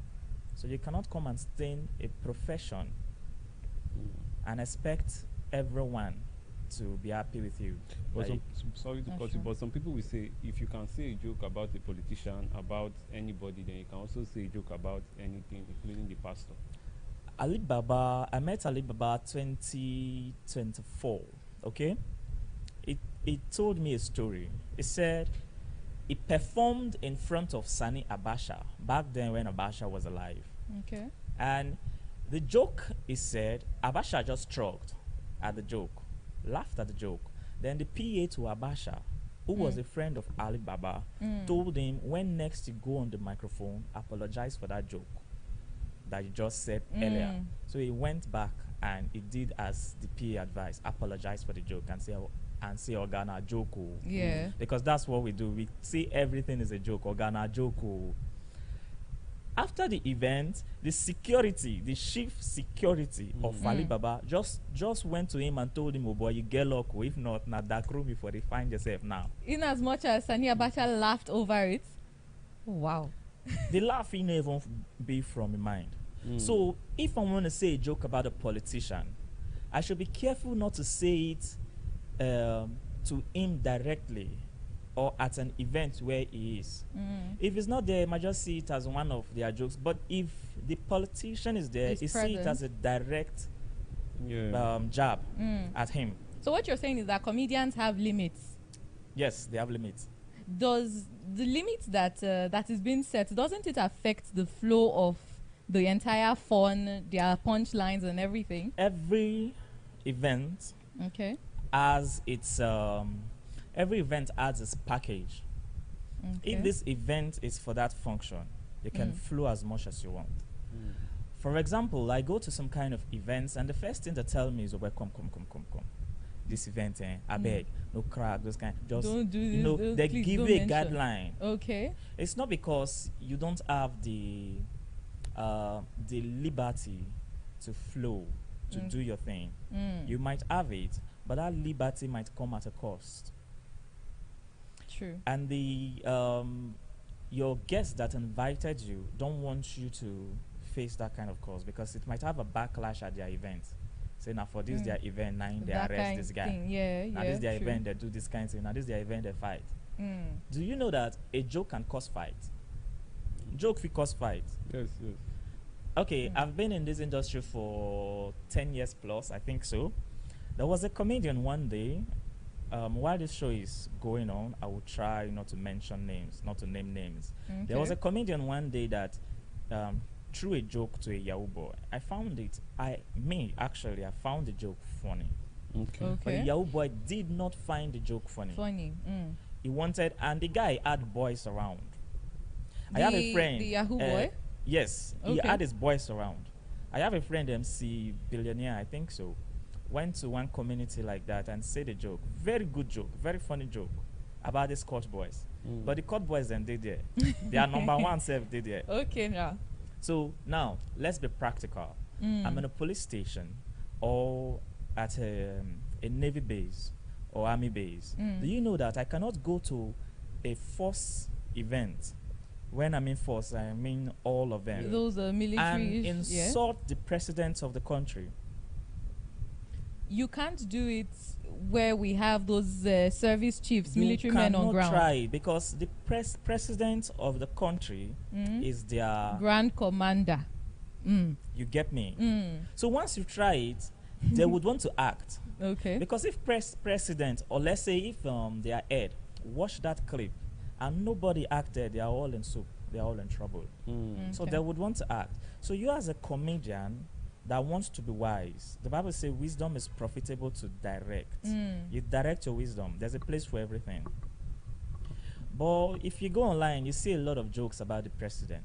You see a lot of jokes about the president. Yeah, that's it's true. because the event is not attended by those people. Exactly my point. Okay. All right. When did you realize that comedy is your calling? I used to be into music. I used to be a musician, a very good one at that. But then, oh wow, yeah. But then, okay, initially you asked me my stage life and off stage life. On stage, I pull surprises. The people that knows me, they see me on stage and be like, wait. Now, can I be this? Because that's my name that most of them know me by. They could be like, now, can I be this? Because off stage, I'm often quiet. I'm usually very quiet. Off stage, I don't even find it funny to prove to you that I'm funny. Okay. Off stage, I'm usually quiet. I want us to talk about things outside comedy. Except you want to give me a joke. Except you want to come to me and say, oh boy, you get this joke. Although I have friends, I just go to them and test jokes on to see how they react to it. Because I know say this my guy, they had them to laugh. So if I crack this one for him and he laugh, that means you try well. This joke will land. Yeah. So I wasn't always a comedian. I just knew I could.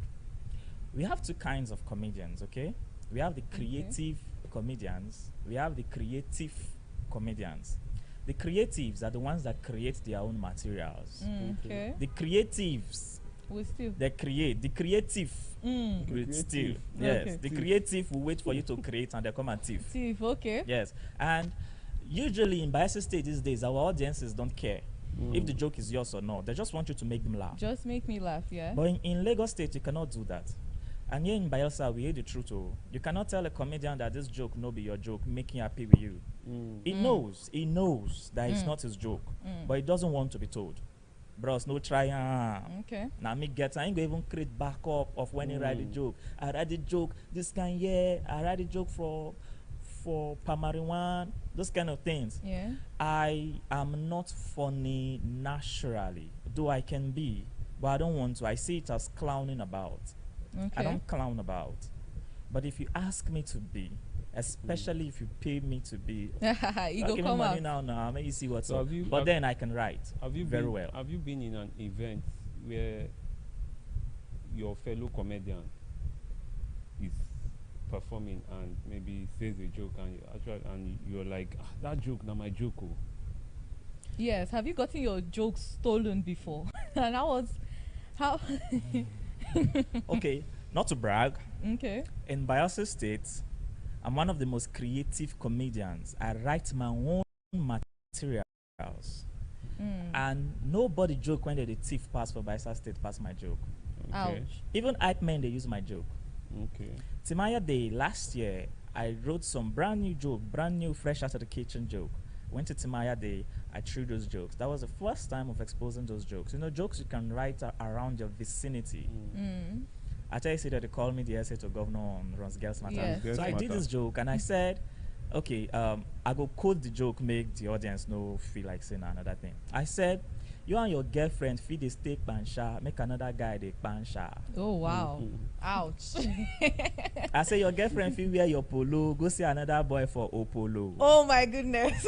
You see this joke? Punchlines. Even hype men they use them. Yeah. I was at that meeting one day. I just hear my joke for the background. They get for free, they take one shower, another guy take one shower. It's sweet for them. When they see what they like, they go take them. Especially those that don't know how to create for themselves.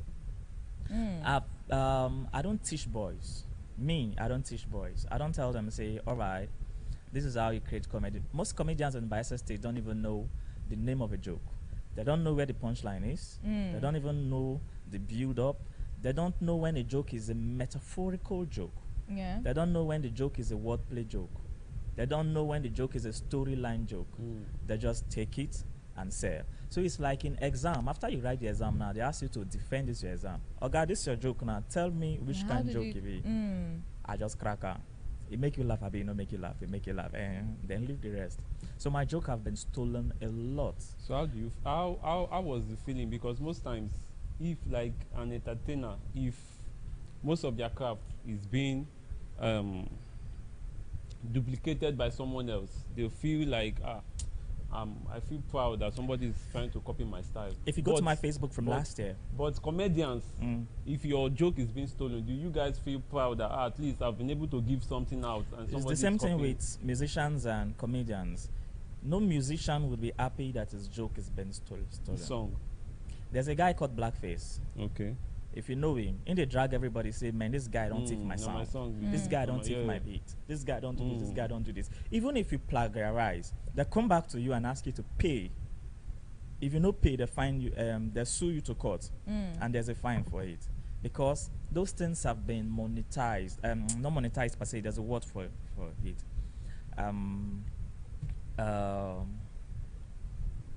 Patented. Okay. Those things have been patented. Now, if you patent a joke, it belongs to you. Okay. Okay? If somebody else uses that joke, it will definitely make you angry. Most times, you have not even patented a joke, but somebody has a very good phone. It sees you crack that joke on stage. It cracks its own and posts it online. The world thinks is the owner of the joke. Yeah. Or let's say you have an event and you arrived late to the event. The other guy has already gone up on stage and did some of your jokes. You didn't know. Because honest to God, these jokes are yours. You want to come sell your craft to that particular audience, and you go up on stage, you start to crack those jokes.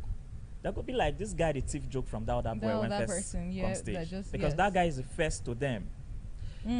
You cannot explain, especially if you don't get evidence. Most times, this guy don't first you go post that joke online. Now to tell the audience now that joke with that person first. There's a picture that the Gen Z have right now. The Gen Z, this generation, they don't even want you to complain for your right. When you even help them, they think this help you render to me is grace. Now God now give me the grace. Now my grace. They don't come back to show you that loyalty or to show you appreciation. They only appreciate you before the help. After the help, when they get what they want, you are old school. Yeah, that's true. Yes. These Gen Zs, they even used to drag blackface online. Oh God, you say rest now. They say that's if your song, that's if your song. Why you not do new song? You say this, you say this. The boys they blue. They go say not jealousy. So I learned not to complain. I used to complain. I learned not to complain. I have senior colleagues. I have junior colleagues. Okay. If my seniors tip my joke, it's these days I see it as an honor. I An good honor? now. What honor they take them? Yes. I did try. In fact, they even make me work more. They make me work harder. They make me write more. There's a guy in Bayelsa State that uses my content, my jokes, almost all his shows. A big. He's my boy. No. He's my. I said why this show is on. I call him my boy. He's my son. Okay. So while this show is on, I will not name names. I'm proud of him. I'm proud of him, bro. Do your thing. Tomorrow, there's such a thing called grace. Okay. Yeah. Not be everybody when good go blow. Yeah, that's true. That's just the gospel truth. Even You no can good be self very go good, but it not mean say you go blow. Somebody else feed you out there when no good reach you half Go self and blow. go come blow. That's true. In fact, say if you even use your own thing, take blow. Okay. I'd want to know, is talent enough in this comedy industry, or you need connection? I want to understand that part. Is talent just, let me just have the talent, is that enough for me to excel in the comedy industry, or I need to have a godfather or a godmother somewhere? Okay. First of all, let me explain something. For the now, I am a Bielsa comedian. I have heights I'm aiming to reach, okay? And I can't take myself up that rope. Somebody has to drop the rope down and bring you up. Bring you up, true. Highest I can do is go closer to the rope, to a place I can grab it. But somebody has to show me the rope and say, bro, pass this road, follow this road, follow this road. Talent is never, ever enough. Another thing, I am not a guru. I'm not the wisest man on earth, but everybody has their own wisdom to impart. This is my opinion, what I think about it. Okay. 2021, if I'm not wrong, that was the first time I met MC Monica. Okay. MC Monica, at that event, he came for a competition hosted by Redeem Shift. That's the name of the competition. Senibor was the judge, was one of the judges. Okay. MC Monica didn't win that competition. He didn't even go as far as the finals. I went to the finals. Oh, okay. Yes, that was the first time I even had a conversation with the guy. I have always liked and respected MC Monica because from scratch, he had a goal, he had a set goal, and he tells you this is how I will do it. After that competition, we spoke, and he told me something. He said, I will never go for a competition in my life again. He said but that? I will make it, yes. So seeing him make it now just makes me admire his determination. The same Monica I met back then, that was also at the start of my career. I don't know if that was his start, but it looked like it. Okay. Monica is one of the biggest raves in Nigeria right now. Yes, sir. Very big. He's hot now. He has hosted a competition twice. I've gone to those competitions twice, me, to participate in his competition. The first one he did, I think MC Billionaire took first. Somebody came out second, I came out third. The second one he did, Billionaire came out first. My boy, the one when I say I grew up, the one I said I'm so proud of, he came out second. I came out third. You see how it came. Monica, I saw him again at Mr. K's shawarma joint back then, I think so. I went to him, I asked him if I could buy him shawarma. I'm this kind of guy, I like being, most times I just try to go close to him. But whenever I see him, I feel like maybe this guy knows to like me like that. My own opinion. Why? Is it because you defeated him during No. That wasn't even a defeat. Okay. In comedy, there's no defeat. In competitions, there's no defeat. Why do you say that? You know, sometimes when somebody attends to you with a pinch of salt, you just feel like say this guy don't want to talk to me. This guy know they feel my vibe. Make I not force conversation. Make I not force the relationship. Okay. Yes. I don't know, but I'm feeling it. Might be true, might not be true. But it doesn't mean I don't respect the guy. Respect the guy so much. Now, why did I talk about Monica? When Monica was in Bielsa State, there were these opinions floating around that guy said no too funny. Yeah. That guy no funny, I beg. We joke in the crack. Then, after a point, it proved to them that, oh boy, I did try on the norms. They began to come up with, if no be NDU guys in crack joke for, who nobody else would laugh. Yeah. Yes, now NDU people, now be the audience. In get your own audience. That's the audience now NDU. Okay. Monica went to Lagos. Let's assume they were right. That Monica wasn't funny enough, wasn't talented enough. Is bigger than the guys that they assumed were the most talented. True. As at that point, it's bigger than them right now. So would you tell me that talent is the only thing he had to go by with? Sadly, talent is not enough at this point. There's a portion of the Bible I like so much. I cannot quote it, but I can tell you what it said. It says, you foolish man, you sluggard, go to the ants and learn. If a comedian decides to learn from Monica, he might not like you. He might not even bring you closer to himself. But it doesn't mean that you can't learn from him. From him, yes. Monica likes to network. Even when he was in Bielsa State, Monica loves to network. Now there are offices most comedians cannot walk into, except by invitation. But Monica can walk into that office. You know why? He's friends with the owners of the office. The networking. And most times, he met them just once or twice. Found the way to make friends. There are comedians that have met some dignitaries repeatedly over and over and over and over again. Yet, you don't have a relationship with that dignitary. You don't even have his phone number to start with. Understand me? So talent is never enough. Most times you might even be talented and you know how to network, but you are very arrogant. You are very rude. Most people don't like rude people. They say pride goeth before a fall. Those people that are there to help you might even be the one to orchestrate your downfall. Okay, thank you for that. Would want to know, do big comedians block way for the upcoming ones? A lot. Have you had any experience like that in the growth of your journey so far? Luckily for me, I think while I might not be loved by some comedians, I'm very loved by the big comedians in Bayelsa State. Very, very loved. Okay. By the big comedians in Bayelsa State. So most times, instead of them to block the way for me, they even pave it for me. They tell me, oh boy, do like this. Okay. Oh boy, do like this. So you've been lucky. Yes, I've been lucky. I'm a baby comedian if you would want to count by the years others have been in the business. If you are into the comedy business for 6 years, you are just starting. Some people don't do for 20-something years, still counting. I'm telling you the gospel truth. Okay, so for those, I'm sure you're in the industry, so you know even though you've been lucky, there are some comedians that have not been lucky. What do you think has been that issue? Why have the big comedians blocked ways for the upcoming ones? Okay, I have something that works for me. Even if you block way for me, I'll not go vex. I go try not to vex with you. Okay. Because if I vex with you, I don't create an altercation between me and you. I don't let you know my mind. I don't come speak up. Say this thing when you do so no good.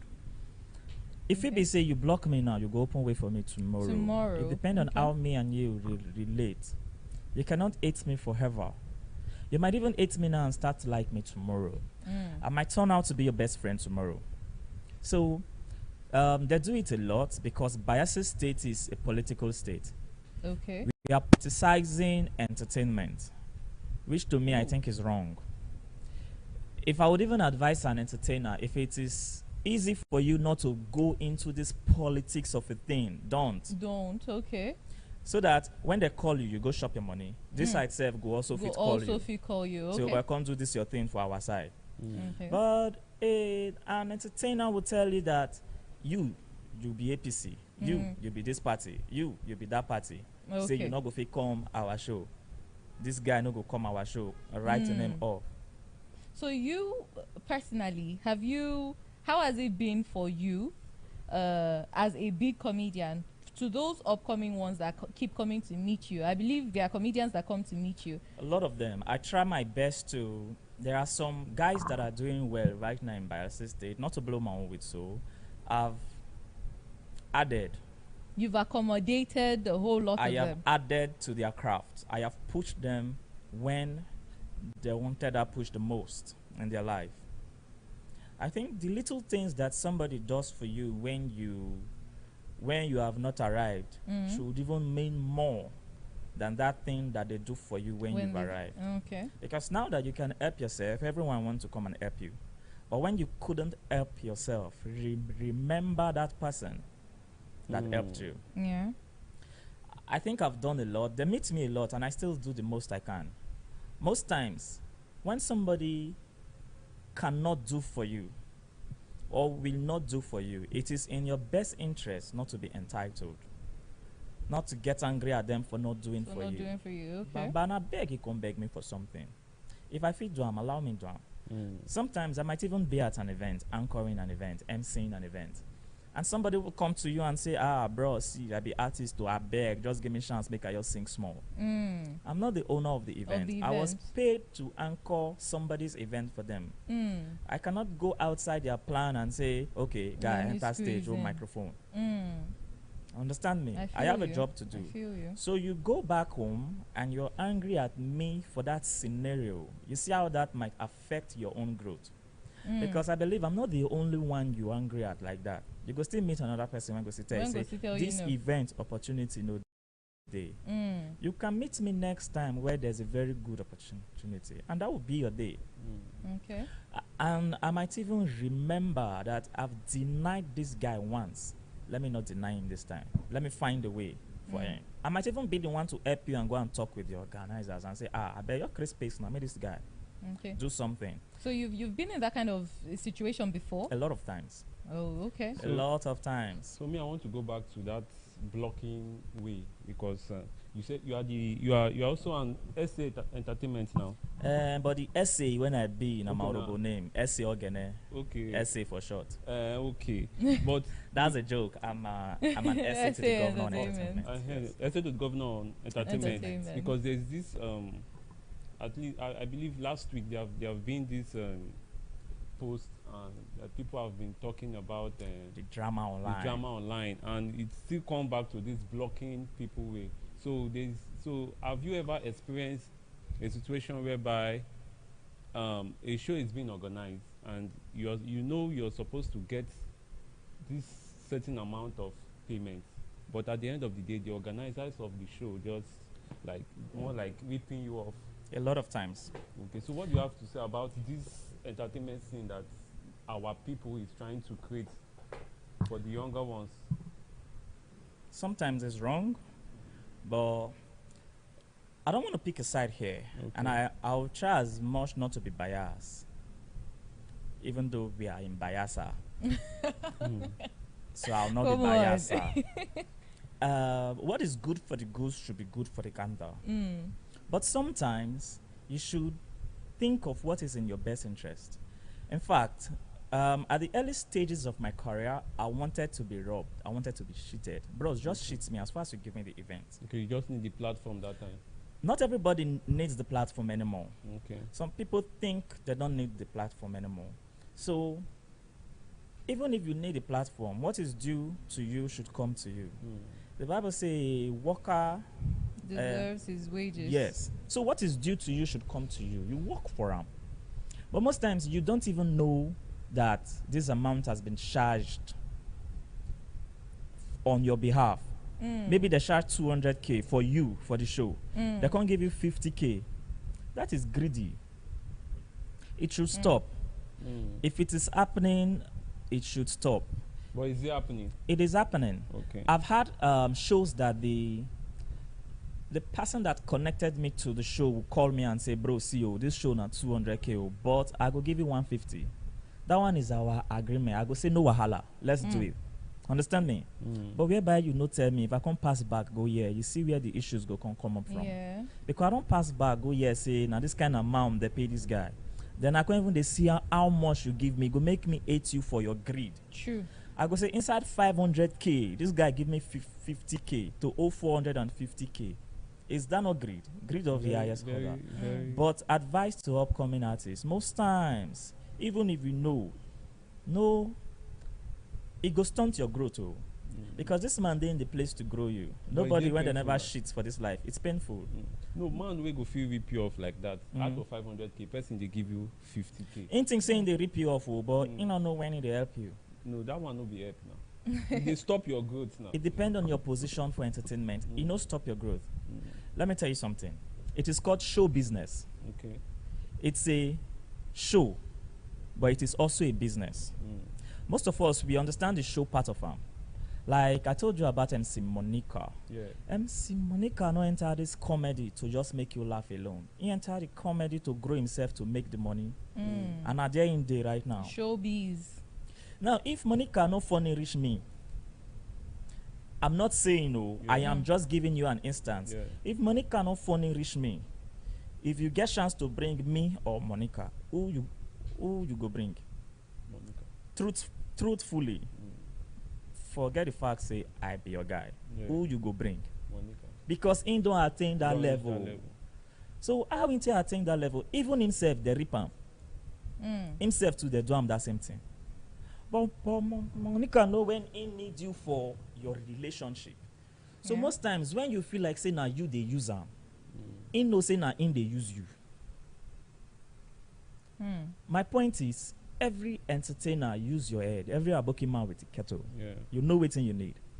Some artists them day when it be like say after a while then you go add them get show because of their uproar over the years. Because of their uproar over the years. This one don't do you, this one don't do you. Don't they make noise for you, don't they make noise for them. After a while, it go bring down your relevance. It go actually get anything event. I see. Yes. Okay, so I've attended some comedy events here in Bayelsa State, and I've noticed, I think the ones I've attended, they usually bring just like one female comedian or no female at all. Why is that? Is it that the females are underrated or they are not just good? What exactly is? Why is it so? Okay. Let me put it like this, yeah? Okay. If I am to gather all the animals in the world and you see only 2 of these animals, you should know that these animals are rare or close to extinction. Okay. Female comedians, or like we call them comedians, are not that much. They are few and in between. So you only see some of them around. You only see some of them around. Okay, so that is it. Yes, that is it. There are, I cannot even count 3 from Bayelsa State. I cannot count 3. I can count Honest Owens. I can count G Mama. Okay, Sarah Carl these days, she's mostly into music and art, but she's a very good MC and comedian. Okay. There's this small girl, I don't know her name because she's new, but then you see, there are few and in between. Okay. Oh, I see. So, can comedy make one a millionaire in Nigeria? In Bayelsa. In Bayelsa.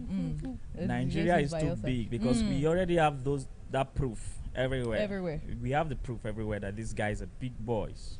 Now, this question, it's not channeled to those big. I'm not talking about big comedians. The upcoming ones. Is it Big possible for them to comedians. pull a show and then make millions millions out of it? I'm not talking about the big Okay, ones, the okay. upcoming ones. Yes, to like inspire them to go into it. Is it possible for In them? Bayelsa State,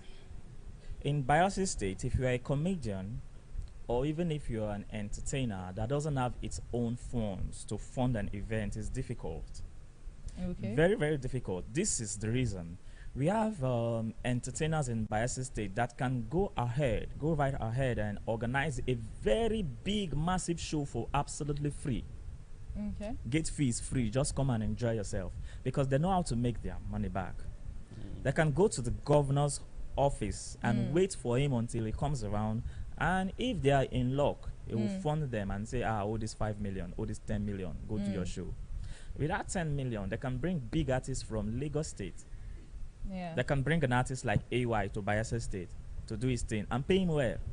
Meanwhile, you might go to that same show and get very close to nothing, if possible, nothing. Because you went there to beg the MC, that MC, I beg, just call me now, make I go do small thing. To show yourself. That is why I say, now you know what you define.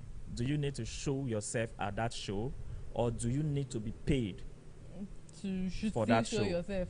Now, for you to organize an event now and put gate fee, everybody go ask you, say, which artist you want bring when you want me to come pay this kind of gate fee. I go wait for that free one. I go wait when that guy they do a free one. He go bring these people. After all, most of them, if they closer to that guy than you. So what would help you is to grow yourself to fame. Yeah. Grow yourself to fame. When you don't get that your own fame, most people these days, they go all out for the fame. They don't usually go out for how good you are anymore. They go out for the fame. For example, we have a challenge in comedy. That challenge is these guys that do skits. and that skit creates The makers. social media comedians. Create content. Now, you might have a live show, a show for stand-up comedy that would bring a content creator to take the place of a stand-up comedian. That guy might even come and crack your joke, but they go leave you. They go allow and come crack your joke, because most of them, they don't create their own. What they do is they shoot skits. In fact, even most of those skits themselves, most of them now wait till they don't hear. Somebody don't use my joke, they go shoot skits now. I watch them. Now my joke, I cracked that joke for the first time. Wow. Yes. Use them shoot skits exactly word for word. Oh my goodness. The same way I do them. I'm not going to cry out. I will leave them. Okay. I say behind the skit was actually more funnier. Understand? Because now with skits, You The understand, acting, you understand everything. I can go up on a stage in the show in Bayelsa State, and only those when they the show go watch me. But when I drop that skit or I drop anything online, you can watch me from anywhere in the world. Abuja, Lagos. You can watch me from anywhere in the world. I believe skit is more understandable in comedy. Stand-up comedy is different from skit making. You enjoy that one the way you want to enjoy that one. You enjoy this one the way you want to enjoy this one. Variety is the spice of life. But then my point is, they would bring a famous face to the show just because it's famous. So I think it's better. It is best to go ahead and make your fame. If you can make fame, you will make money. So some this comedy of a thing, I want to. For example, now there are guys in Bayelsa State. They call them the big guy comedy. Yeah. If they come to invite you for their show, you might likely want to go because you know them already. Yeah. How did you know them? They were not your classmates. They don't go to your church. They don't live in your neighborhood, in your compound, but you know them online. Yeah. So just for the fact that you know them, you would allow them into your office to meet with your boss. These guys, yeah, and now this kind of guys, they watch on our funny. Waiting, they talk about those kind of things. Yeah. You go hold them for their hand, carry them, go meet your oga. Say, boss, these boys then come and they say they want to see you. Your oga self too might likely know them. He go come flow with them where. He go come their show. He go even bite table. Because of fame, they get that fame already. But when a comedian that you've not seen in your life before is not even well dressed, it's not even, there's a stage you get to before you can do things. When you get to that stage, you will make the money, even in Bayelsa State here. So like I was saying, this comedy of it, I want to understand the whole concept of it, because back then when I be small, at least that my teenage age, I say I want to do music. I can't like write song. I do one song, then before you know, I say no, na comedy I want enter. So there was one day they were doing a birthday party for one small girl like that. I said, okay, let me be the MC. My guy, I disgrace myself there. I say, I beg, I don't do this work. So I want to understand, at what point did you know that this is what I can do? Did you understand this comedy stuff from your childhood, or maybe when you be there with your guys as they talk, you can't you see and say they can't laugh. So you can't know say it be like say this thing now I feel do. So then when you understand that particular thing, say you feel do them, how did you go about it? Did you start writing your joke, or you just come on stage, you do freestyle and stuff like that? So that I just want to understand your growth. Okay, I'm the kind of comedian that writes his own jokes. I write my jokes. I bring out a book or my phone iPad, my phone pad. Okay. I write on my notes, the notepad on my phone. Starting comedy is always going to be rough. Always going to be rough, except you didn't start as a comedian. Maybe you start with skits before you come branch onto comedy. Even as at that self, it go rough. I don't think there's a comedian out there that hasn't had a bad, terrible experience on stage. I also think as a comedian, if you just start, for comedian when just the start, now when you flop on stage, now that time be your start. Now then they start. Okay, because that is when you go back home and you have sleepless nights. You go just think about the flop when you flop on stage. It go pain you, like you no go fit sleep. It go make you improve faster. Now then you start. It is one of two things from that point. It is either you go downhill or you go uphill. No say who no fit swim go sink. If you no fit learn how to swim, you go sink. Yeah. So it be. So from that point, that is your learning point. You won't grow, abi you won't quit. So like you the way when flopped our on man stage. take quit. I flopped on stage, bad. Oh my goodness! Like nobody laughed. How was it? You see, right now in this stage in my life, I hardly flop on stage, but it's still a possibility. Yeah. It's still a possibility. Scenarios might just happen. Okay, how possible is it for a comedian to perform in a place where they are showing a very, very vital football match? Nigeria, they play with South Africa for AFCON final. Now that time, they can call you up. So, ladies and gentlemen, bringing up on stage one of the best, one of the finest, and they go hype you. Yeah. They go hype you, your head go first big, bringing up on stage one of the best, one of the finest, the king of punchlines, blah, blah, blah, blah, blah, blah. Please, a round of applause for MC Sweetmouth. Where you go first know, say, where you go first know, say, while I want boss. Now, where they say, a round of applause for MC Sweetmouth, but you know, hear any round of applause. You not even hear a square of applause. Now, round you define. Oh my goodness. You just not hear anything. You can't go up on stage. You can't crack the jaw. As you want to reach the punchline, Osime go miss one goal. They shout, hey! Oh my goodness. You find out that scenario, Yeah. that place is not good for comedy. At all. You don't even call up any entertainers. But most times, you still go to shows that the way they set the place, it just not the right for you to do anything. You cannot do magic, except you have a very strong pull force. When as one person see you, the rest go see you. For example, even if they watch match for place, may very dark man enter, everybody go shout, very dark man, very dark man, because he has that pull force. It's not even like he has anything to go and say up on stage that will make you laugh or anything. Just the fact that but he's the fact that he's the one coming up on stage will first of all gain him some attention. But who you be now when they want to call you up on stage when they show AFCON match, AFCON fine? So have you had any discouragement, maybe when you started, from family, friends, that time? I have most of my events from outsiders. Okay. I can have a family member here that wants to get married, but I wouldn't want you to be the MC of that event. And I can categorically tell you, in Bayelsa State, I'm one of the best MCs, comedian. I can be an MC when I want to be. I can be a compare, go through the event the way the event should go through. I can make my audience laugh when I need to. So if the event is just to come make everybody laugh, I can do that. If the event is to come MC this event, I can do that. Like I said, not to blow my whistle, I'm intellectually astute. I smart small. I go school small, even if the school when I go na school of thought. But school na school. Yes, so I had a sister, a cousin sister that once got married. She used somebody that was not even an MC to be a MC. So on that day of the event, I went there. She's my sister after all.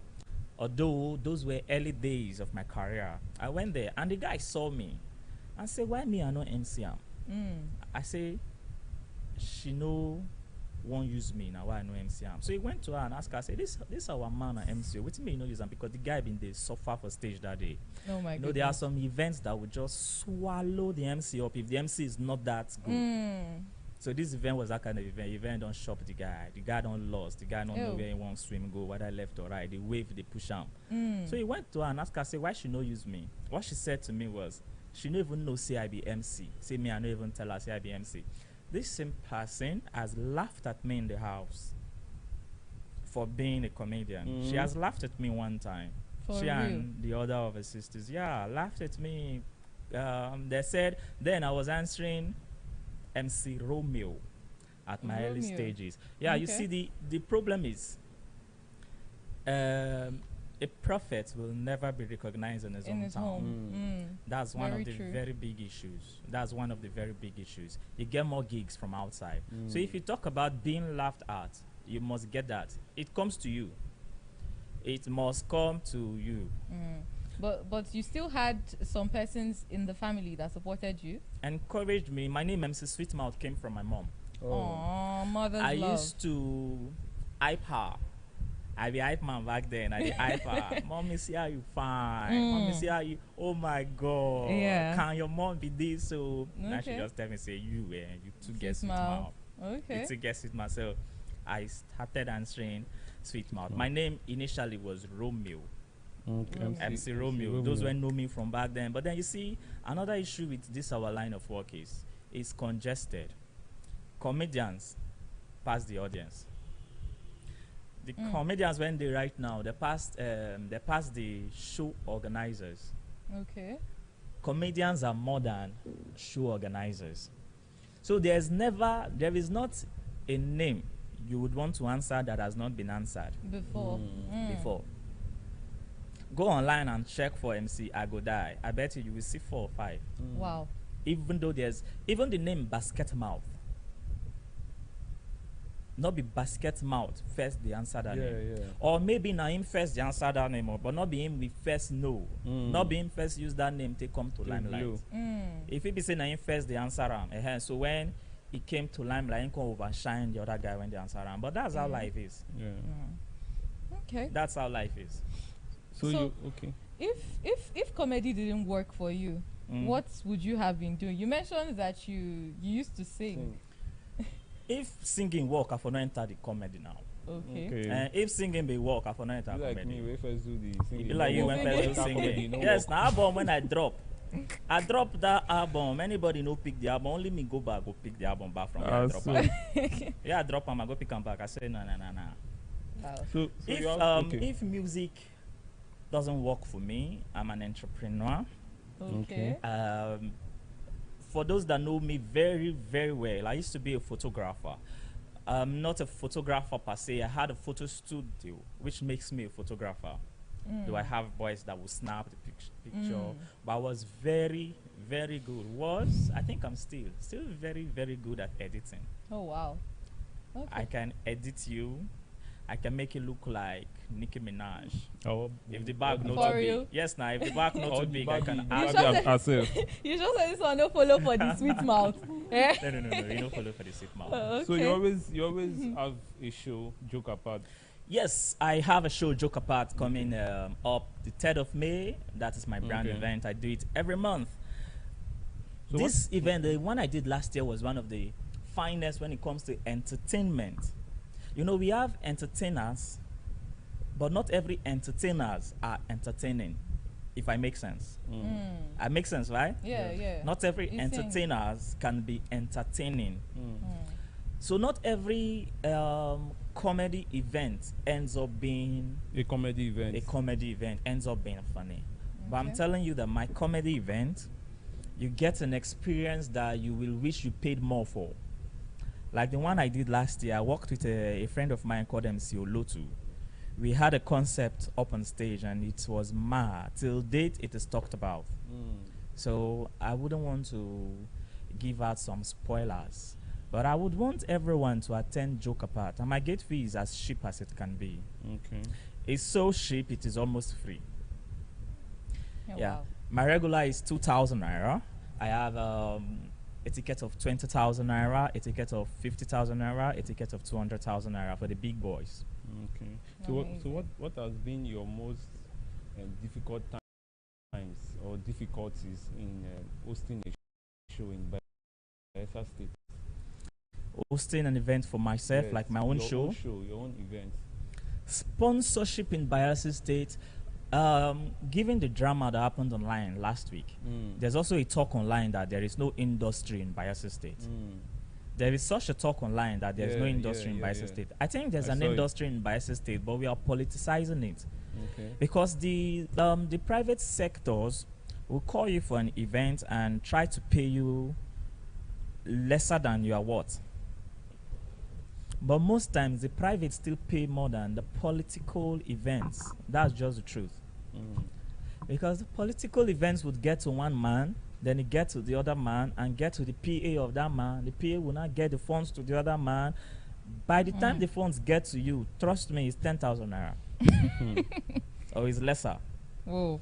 So the private events, I think one of the issue we have in Bayelsa State is sponsorship. If you want to do your own event, like me right now, at the waka left, right, front, back, I'm looking for sponsors. Yeah. sponsorship, partnership, or bad as a bad, even if you don't want to sponsor me, buy ticket. I'm giving you this this premium pack for free, almost free. 2,000 naira is as small as it is to appreciate a craft. I'm not even saying only me, I go bring my friends come. And I go pay my friends. So just imagine, say, I bring 12 comedians for 2,000 naira. Imagine, say, we share that 2,000 inside our 12. Now, how much won't go round? So it's small. It's as small as it can be. And that money no power with they use, they drink beer, say. Y'all go somewhere, go drink beer. And you know, say, one bottle of beer, you they use on the beer things. But 2 bottles of beer, na beer. Yeah, happy. I go lie for you. Now 2 bottles of beer, beer now.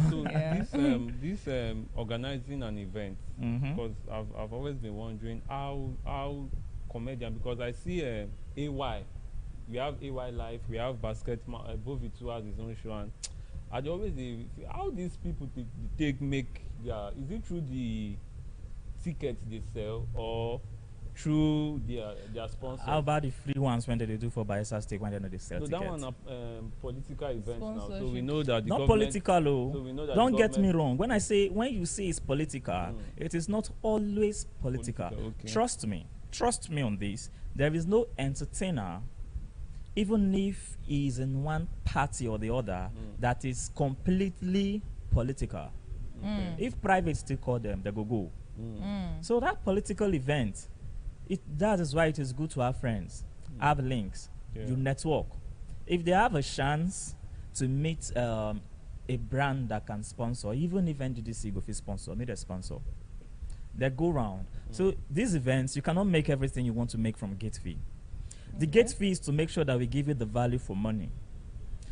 You know, when something is free, like if I put a fridge outside now and I say, if you like this fridge, take it. Nobody so many people go to pass, they go feel like say you don't spoil, they go feel like saying a scrap. But make a your right say this fridge 50,000 or 100,000. That 90 go lost, they go to farm. So we just want to make sure that we give you a value for money, not to sell ourselves to cheap that okay, I'm for free. Anytime you want to see me, I will also show and the whole world can come. I don't even want the whole world to come because the space that they use now, Tamara Hall. It no go contain the whole world. So I need those that value me, that think, yeah, this guy is good. This guy, they try. I like to watch this guy. This is my kind of guy. Let me go and watch him. Or my kind of guys and other guys that might be my kind of guys. Let me go and watch him. See what he has for us. Let me take my girlfriend out, take my wife out, take my friends out, take my staffs out, go laugh a little before let's have a good time in this event. So that is why we sell tickets. But where you make the main money from comedy, it is a show business, like I said, and every business has to be learned. Yeah. Not everybody learns the business. Some comedians just came into the line because they want to be up on stage. They think it's fun. They don't see it as a business. So most times for a job I will charge 300K for, they might want to charge 10K to do it. And a client will call me the next day and say, I beg no vex, so I don't get to go down for lesser. Understand me? Yeah. They get with it there, they fine, I agree. But most people don't see the show as business. And at the end of this business, that's why it's called showbiz. The show is a business. But at the end of this business, you must have something to show for it. You don't see why they call it show business. A business that you must have something to show for. Yeah. All right. Okay, so the final question. So if you want to learn that, meet me in my office after now, bring the sum of 500K, I'll take you. And you tutor you. I'll go teach him. I always want to start here. No, I know that I don't they do the comedy before I stop. I'll come meet you and start back. I will come, I'll go teach you. Okay, so finally, what message would you like to share about perseverance in the face of challenges in the entertainment industry? If you've not been challenged, you wouldn't know if you're up to the task. So I think when you face this, when people try to downright you, when they try to push you away from a place, it means they are afraid of you most times.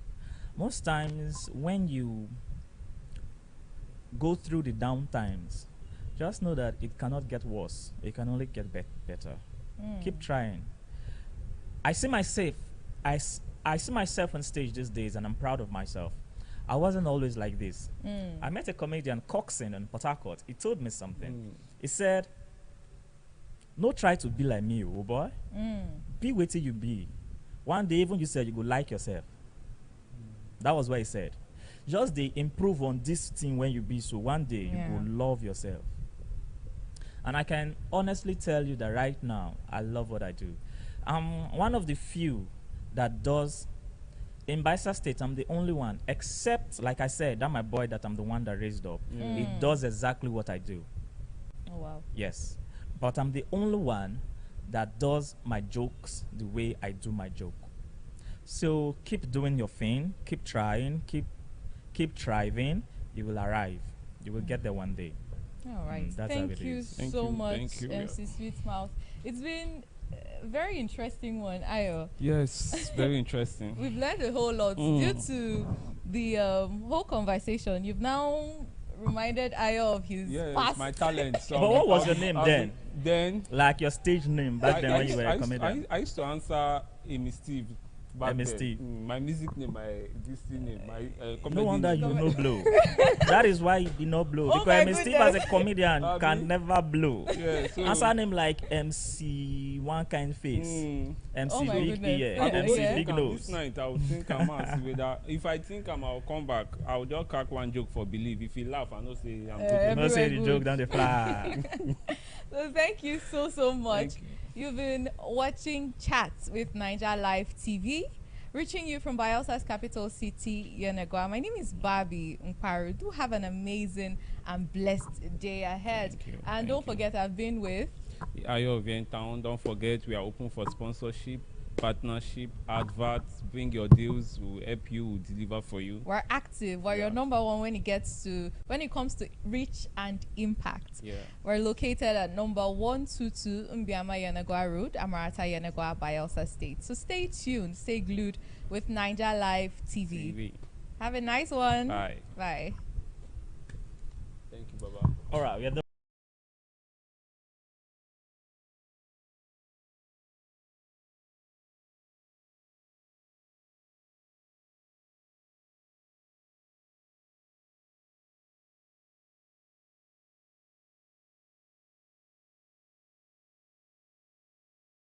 We have phenomenal stories people have not heard. There are some stories they tell you about places in Bayelsa, and then you look at places and happenings in Bayelsa, and you look and say, I beg this one, I they be you. You just say, not true, I be you, they lie. You can't be in your house and you say you want to change the narrative. What narrative are you changing? Which one? Because as far as the world is concerned, 99% of the people out there believe Bayelsans, the Zone Nation, we are all militants. See, Bayelsa, we have stories. We have very, very wonderful stories. Stories that are yet to be seen, yet to be heard. Films that are yet to be seen and heard. We have phenomenal stories. But how do you tell such stories? And our stories are so big that you need a large number of cast. We need costuming, we need makeup, we need all the elements of filming. We need them in place. But can you do it personally? As producers, you come together and say, okay, now, come, what to do like this, what to do like this. How much can you bring? But like I said, two things.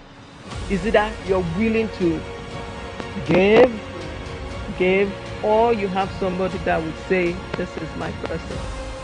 It's a click thing. This director to that director, and my person did this. So, okay, you're so I'll come now. But we are not projecting ours. How would they know? If you're not seen, no matter how talented you are, if you're not seen, nobody knows you. If we can get a place, just a tiny winning place, where we say this is for filming, now, then it will be serious business. And then most persons will see it as a serious business, and then they want to support. But this is them supporting, and then you're not seeing anything, you're not coming home, you're not making anything, and then you're asking, no. Bottom line, you're not going anywhere if you do not have somebody hold your hand. No way. Because nobody wants to give anybody the opportunity to say, let me see what you've got. No way. Mama Bios as an example. Or somebody, you see me say, okay, let me use me. I want to film. Gracious, I'm filming. I know you're an actor. Victor, I know you're an actor. Oh, Victor, I'm filming tomorrow. Gracious, I'm filming tomorrow. Sure now. And then they come when we're done filming. Thank you, thank you. They go home. So most people just look at it like, now when I not get work to do, now I go actually go that film place. Whereas in Lagos, in Asaba, currently in Asaba, people wake up in the morning, they get dressed, they go to locations where they are filming. You sit down there, they give you a role for the entire day, you film the entire day, you make 15,000 naira. Here in Bayelsa State, you don't make nothing, nada, not even a pattern, nothing. Everybody needs to bring out to project that movie. The Igbos do it. You go to Asaba. Then we used to be Aba. My time it used to be Aba. Then we went to Enugu. Okay. What they do is somebody will just come to your house, knock, knock, knock. Hello, sorry, what film people want to film?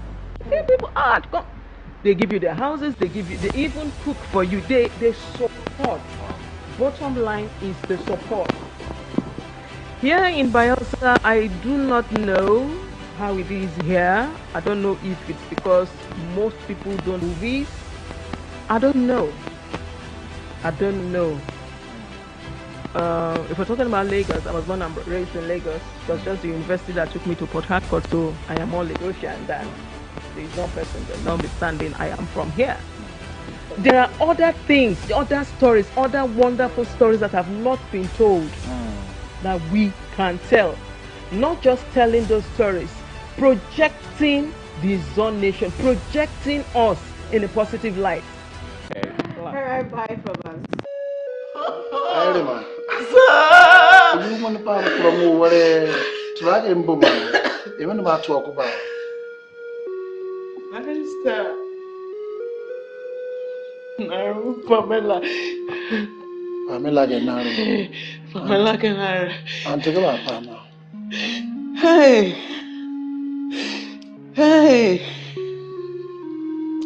Tamo imo. Fia ya kemanum feminio. Hey.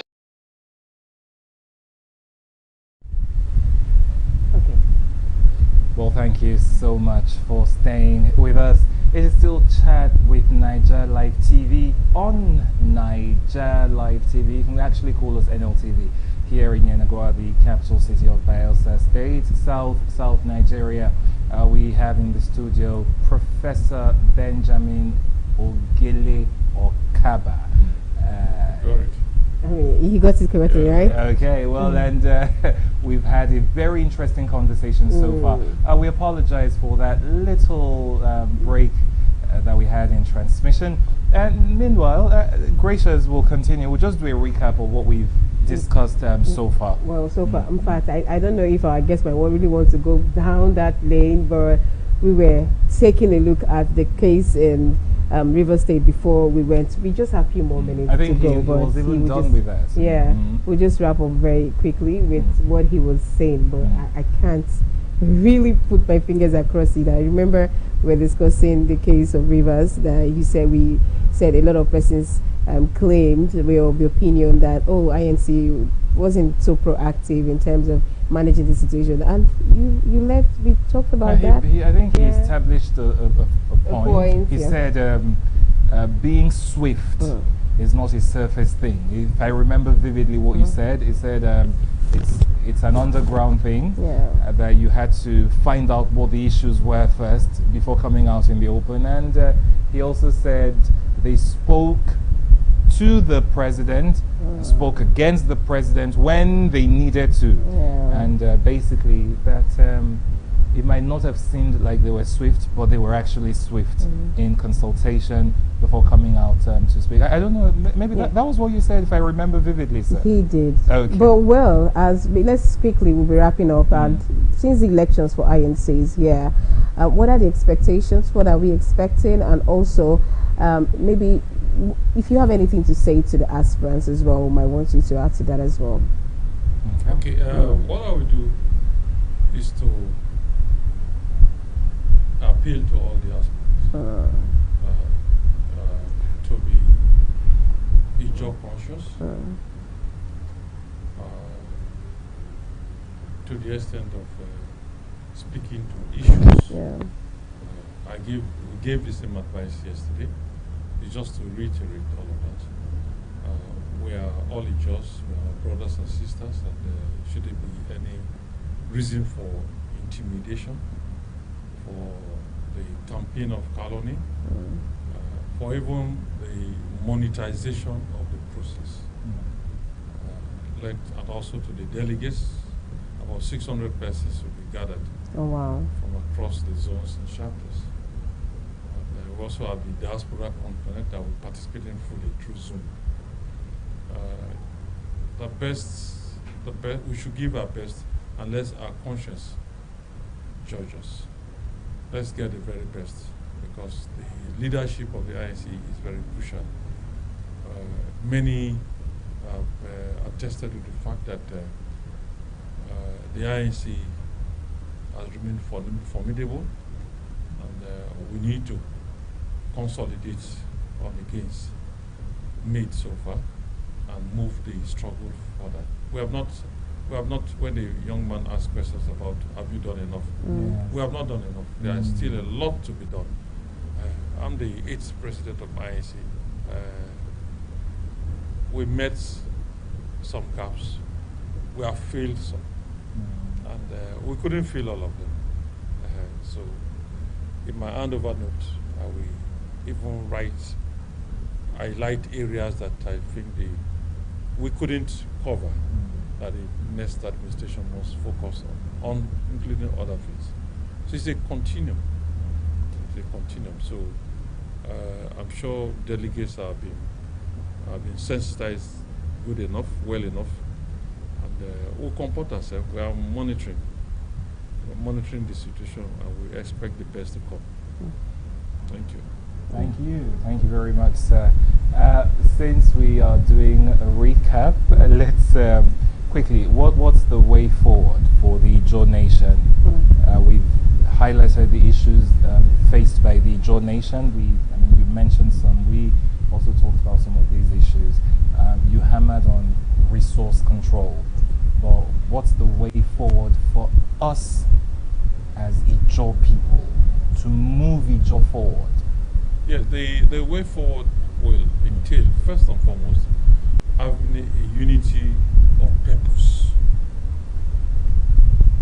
Unity of purpose,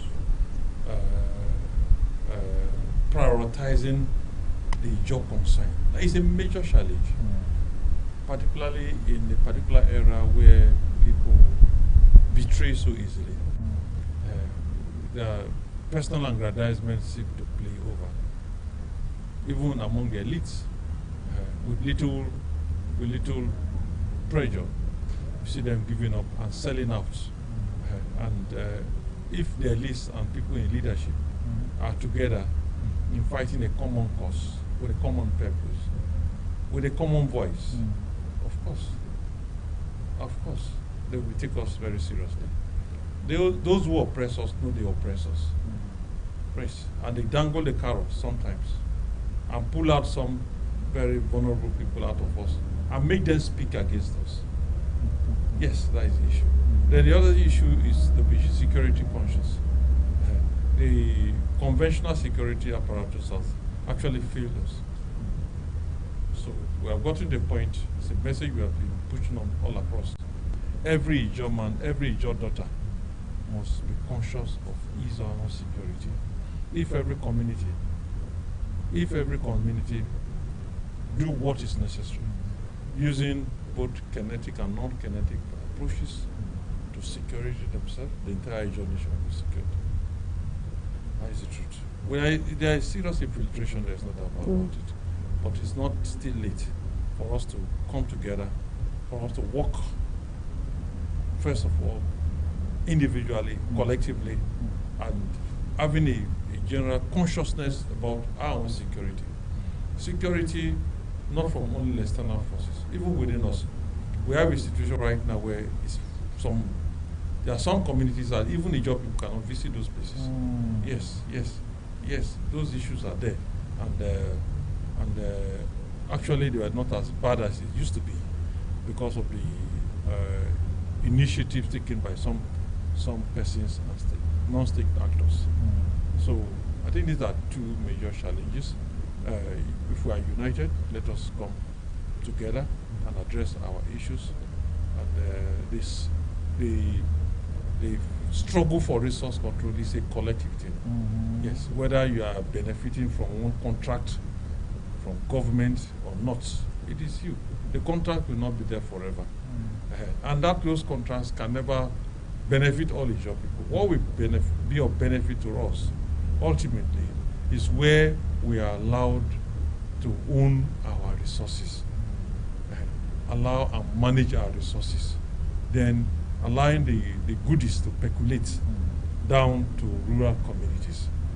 One person cannot feed the entire Ijaw nation, no matter how big the contract is. But when we create an atmosphere where at least 50% of what we own, what has blessed us with, is brought back to us to manage at community, clan, local governments, and state levels, senatorial levels, you will see that at every bit, every political space, you have interventions that will improve the lives of people. These are lessons that we need to amplify. We say them every day. Let us not be selfish. So we have too many selfish people. The moment the benefit is okay. And also need to call on us to respect leadership. Respect whoever that is in leadership. It must not be perfect. It can never be perfect. But let us encourage leaders. The idea of pulling him down is not good. If you are not there, if you are not the governor, then no governor is good enough. Respect the man that is there, right? He's there ordained by God to be there, right? Pray for him. It's not easy to be a leader. There are so many distractions. Pray for him, give constructive advice and engage constructively, rather than going to the papers to be bringing down people, right? And all that. So I was just reacting to a video made by one prominent Ijaw son in Lagos, saying, asking that now that the INC elections are coming up, right? Can we now breeze up to the Yorubas, Igbos, and the INC get? And I just simply told him that because I will have kept quiet, you know. But he posted the video to me, and I said, well, since you have posted it to me, I will respond to you. In the first place, the question you raised and the issues you spoke about clearly shows that you have distanced yourself too much from the developments and happenings in the INC for too long, and that you needed to seek clarification. You are saying, are we dealing? We are not dealing with anybody, right? We are not competing with anybody. That is the truth. The INC Constitution mandates us to work in synergy with organizations with similar objectives. So we are working closely with the Yorubas, Igbos, on matters of self-determination. I said it earlier. We are even providing leadership, right? The Niger Delta National Ethnic Nationality. I'm the leader. I'm also the leader of the coalition of indigenous ethnic nationalities of Nigeria, about 78, including ethnic nationalities, middle belters and all that, minorities, indigenous minorities. I'm the head of that place. So when somebody is saying that let us live up to, we are not. It's not about living up to. We are already leading. We are a leading voice on regional and international matters. So I've just told this guy, go back and cross-check your facts. Go to the website. You know, these are attitudes by some persons who feel that since they are not leading, It is only nobody. And I also I've made very clear this that sometimes people need to be very careful. You want to claim to know everything. You cannot claim to know everything. Sometimes you should also sit back, reevaluate yourself, and look at the person you are talking about. If we go on one-on-one intellectual property or what have you, you cannot. Those persons cannot even stand. Are you hearing me? Yeah. But you use some platforms to begin to debase people. So I've advised him and many other persons with the same attitude to cross-check the facts. INC has made a lot they have placed a lot of legacies. Look at them. Yes, we have not done all, right? But for you to say the INC has not done it, it means that you are ignorant of the happenings, and you need to go back and be properly educated before you tell the world how empty you are in terms of this and all that. These are things. So 3 things. Let us be united. Unity of purpose. And give identity. Let us identify with ourselves. Support leaders. Celebrate leaders. Those who are doing on leadership position, celebrate them. It will get your turn if you want to. Don't be sitting down somewhere and hold a press conference in your room and be castigating people with so much ignorance and all that. So if we package ourselves in that direction, it will be much better. We have a better prospects for this country and for your nation in particular. Thank you. Thank you so much. Well, thank you. It's been an amazing conversation today on Chats with Naija Live TV, and you've heard a whole lot from the president of the INC Worldwide, Professor Benjamin Ogele Okava. I don't know if I got it. Oh, it's not Ogele. Ogele Okava. Thank you so much for stopping by. Really do appreciate. I mean, you've been with us for a very long time today.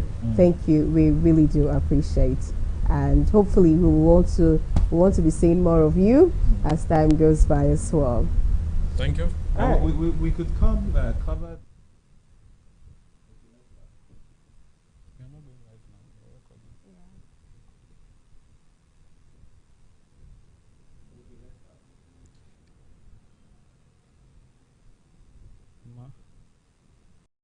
That's what we've been doing. I mean, I beg, just give us more to hold. That's what we are doing. And it's an honor to really have her here at Naija Live TV.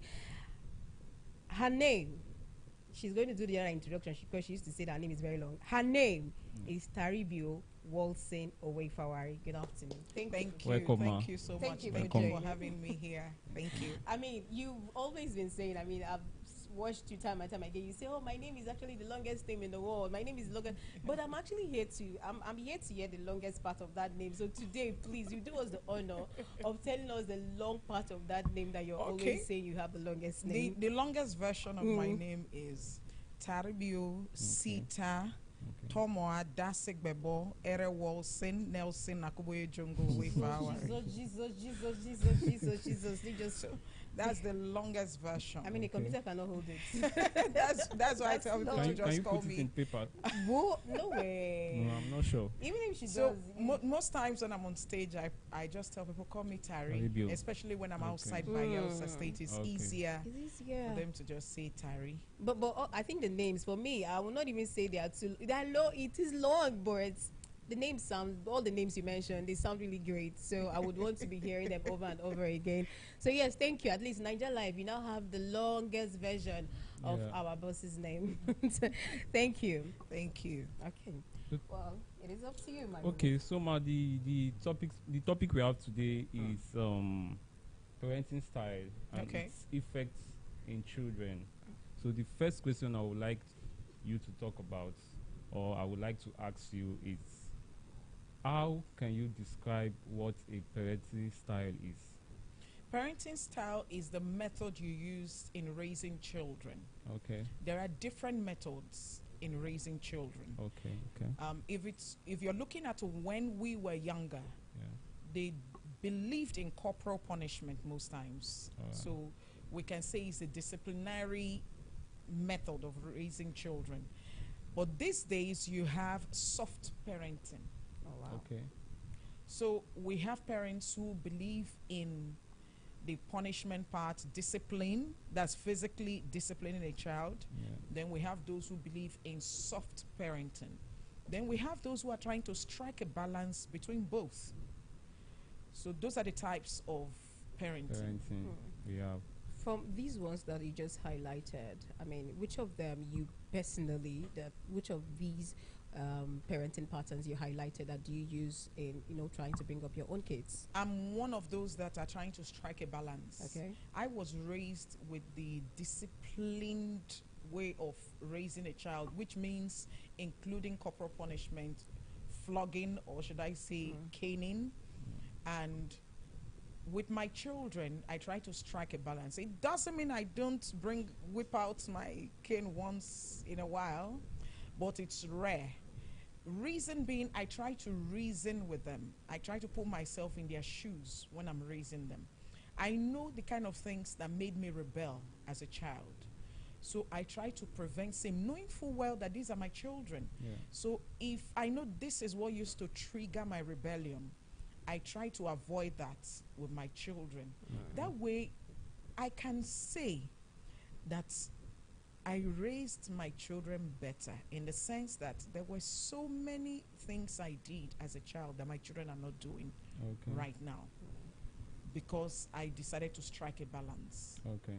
So you say you're using both the discipline and then the soft parenting kind. Yes. But in today's world, I mean, we're trying to. A lot of persons will say that, oh, back in the day, our parents will always say, back in our time, it was not like this, it wasn't like that. So I need you to help us to actually unpack if the parenting style of this day, if it was, how would you rate it in terms of in trying to compare to back in the day? And I'm going to say these days, I'm afraid for the next generation, in the sense that we have some parents who are afraid to discipline their children when it calls for it. Now, I'm not saying maltreating a child, there's a difference.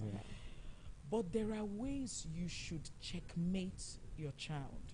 I move around town and I go to a sitting place and I see teenagers unchaperoned, unsupervised. I don't know how it applies in the rest of the world, but here in Nigeria, it is not normal for young teenagers. I'm not talking of those who are getting to 19, 18. I'm talking of those who are younger, 13, 14, to see them in a fast food joint or different hangouts, unchaperoned, unsupervised. There's no adult supervision around them, which means you don't know what these children do. And I tend to wonder, who is responsible for these children? Because if you lay down the law, if you raise your children in a certain way, they will follow that way. I'm not saying some children don't rebel, but I can tell you for a fact that most of the times you have children rebelling is when you use too much harsh punishment. So children tend to rebel if the punishment is too harsh, because they chalk it down to no be beating. They will beat me now, then they do what they want. Or when a child has decided there's something else wrong with the child apart from the physical one. If not, normally, if you teach your children by example, when we were growing up, when they were using the disciplinary method of raising children, it was do what I say. Now, if you want to effectively parent, it has to be do what I do. That's the best way to get children to behave. Do what I do. I'll be in the vehicle and my children will pick up some words, harsh words, curse words, and they say it, and I ask them, why are you using that word? They'll say, can't you see the person? I said, but you have seen me several situations where people, what they did, I should have exploded, used wrong words. Or have you ever heard me cursing when you're with me in the vehicle? They say no. So it is easier to correct a child when you can use an example that you live by. It's just like a parent who drinks excessively, telling his children not to drink. You are saying they should not drink, but you drink. You are saying they should not smoke, but you smoke. Now, the danger in doing something and telling your children something else is they will not only do what you do, they will do far more than what you do. Yeah, exactly. Because children are sponges. As they absorb, they get to a point where they are more curious and they do more. That's why you see, unfortunately, we still have children whose parents were smokers and they don't smoke, but then the percentage are far and few in between. Majority will pick up the habit from their parents and they will upscale that habit. Where the parents stopped with cigarettes, they will go to Igbo or weed or marijuana. Yeah. And then they increase from there. And you know, addiction has a way of running away from you. When you master a particular stage, the brain tells you that this is no longer working. You need a higher level to get the feeling you used to get when you started this other one. So I always tell people this era of parenting is do what I do. Okay. It is the most effective. Okay. So Ma, you like you said, if we should compare the then days parenting to now, like you said, the then days parenting is do what I say, and now is do what I do. But when you come to these present days now, you see that there are more of immoralities from the teenagers. Is it that the do what I do is not really okay with that? Is the parenting style is not really okay? Now, this is where you're not getting it exactly as I said it. Okay. When I say do what I do, if I'm a morally loose woman, I have no moral justification to tell my children to be chaste. Okay. You get what I'm saying? Children do what they see, what they are exposed to. Okay. In raising my kids, I tell people I live my life to emulate what I teach my children. I raised my children telling them that it is fitting to preserve yourself. It doesn't matter the sex. Okay. I do not believe in raising a girl to be morally chaste while you have your son sowing his wild oats. Yeah. Whose daughter do you expect him to experiment with? So whatever is good for the goose is good for the gander. So when I'm raising my children, I tell both sexes that you both need to preserve yourself. Sexual immorality is not gender specific. That is why we see girls who go haywire and we see boys who do same. So for a parent, for you to tell your child to be chaste, you have to be seen living the same lifestyle. And let me tell you, children know you can't hide things from them, especially mothers. Yeah. They have access to our phones. Let me shock you. Recently, I checked a laptop that I was no longer using. I'd given it to my third child, who is my second son, Okay. just to discover that my Facebook was open on that laptop. And he had access to all my DMs. Whoa. You understand what I'm saying? Yeah. I just discovered that like 3 days ago. I had to now sign out. And this laptop, mind you, has been with this boy since, when did I get that laptop? It's been over a year. Oh my God. So he has Seen been your reading chats.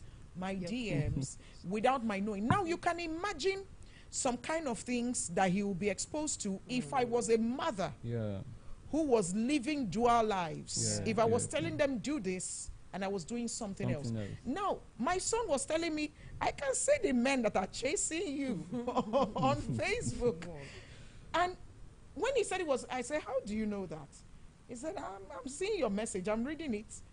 And I see your reply, that you're replying. Now, if not that, I had been living the same life I have been telling them, I will have an issue. Because they'll say, but you're not You're doing double what... standard. Yes, you're Yeah. double standard. I had to log him out because when he's 15, it's going on 16 by April. He has no business reading my messages, Yeah. which I cautioned him on, that it was an invasion of my privacy. And guess what he told me? That you finally understand how we feel when you keep snooping into our phones. So now you understand how we feel, that you are also invading our privacy. Then I told him, I'm not invading your privacy. I'm your parent. It is my job to snoop. It is my job to ensure that you are exposed to the right content. When you are out of my house and you're an adult, you can afford to do what you want to do. But as a parent, as a hands-on parent, you cannot afford to not know what is going on in the lives of your children. Yeah. I mean, even though you actually mentioned earlier that that it is good for you to do balancing, I mean, some parents might really not really get it clearly because, like he mentioned, these days you see kids that ordinarily you'd be asking yourself, I mean, who is bringing this one up? So what do you think? What should be the best way, I mean, for parents to have relationship with their kids, or a parent to have relationship with their kids, or words? What should be the best way? The best time to have a relationship with your child is as soon as they are born. Okay. I was able to get to the point with my children where they tell me practically anything, especially my daughter, including things I'm not comfortable hearing.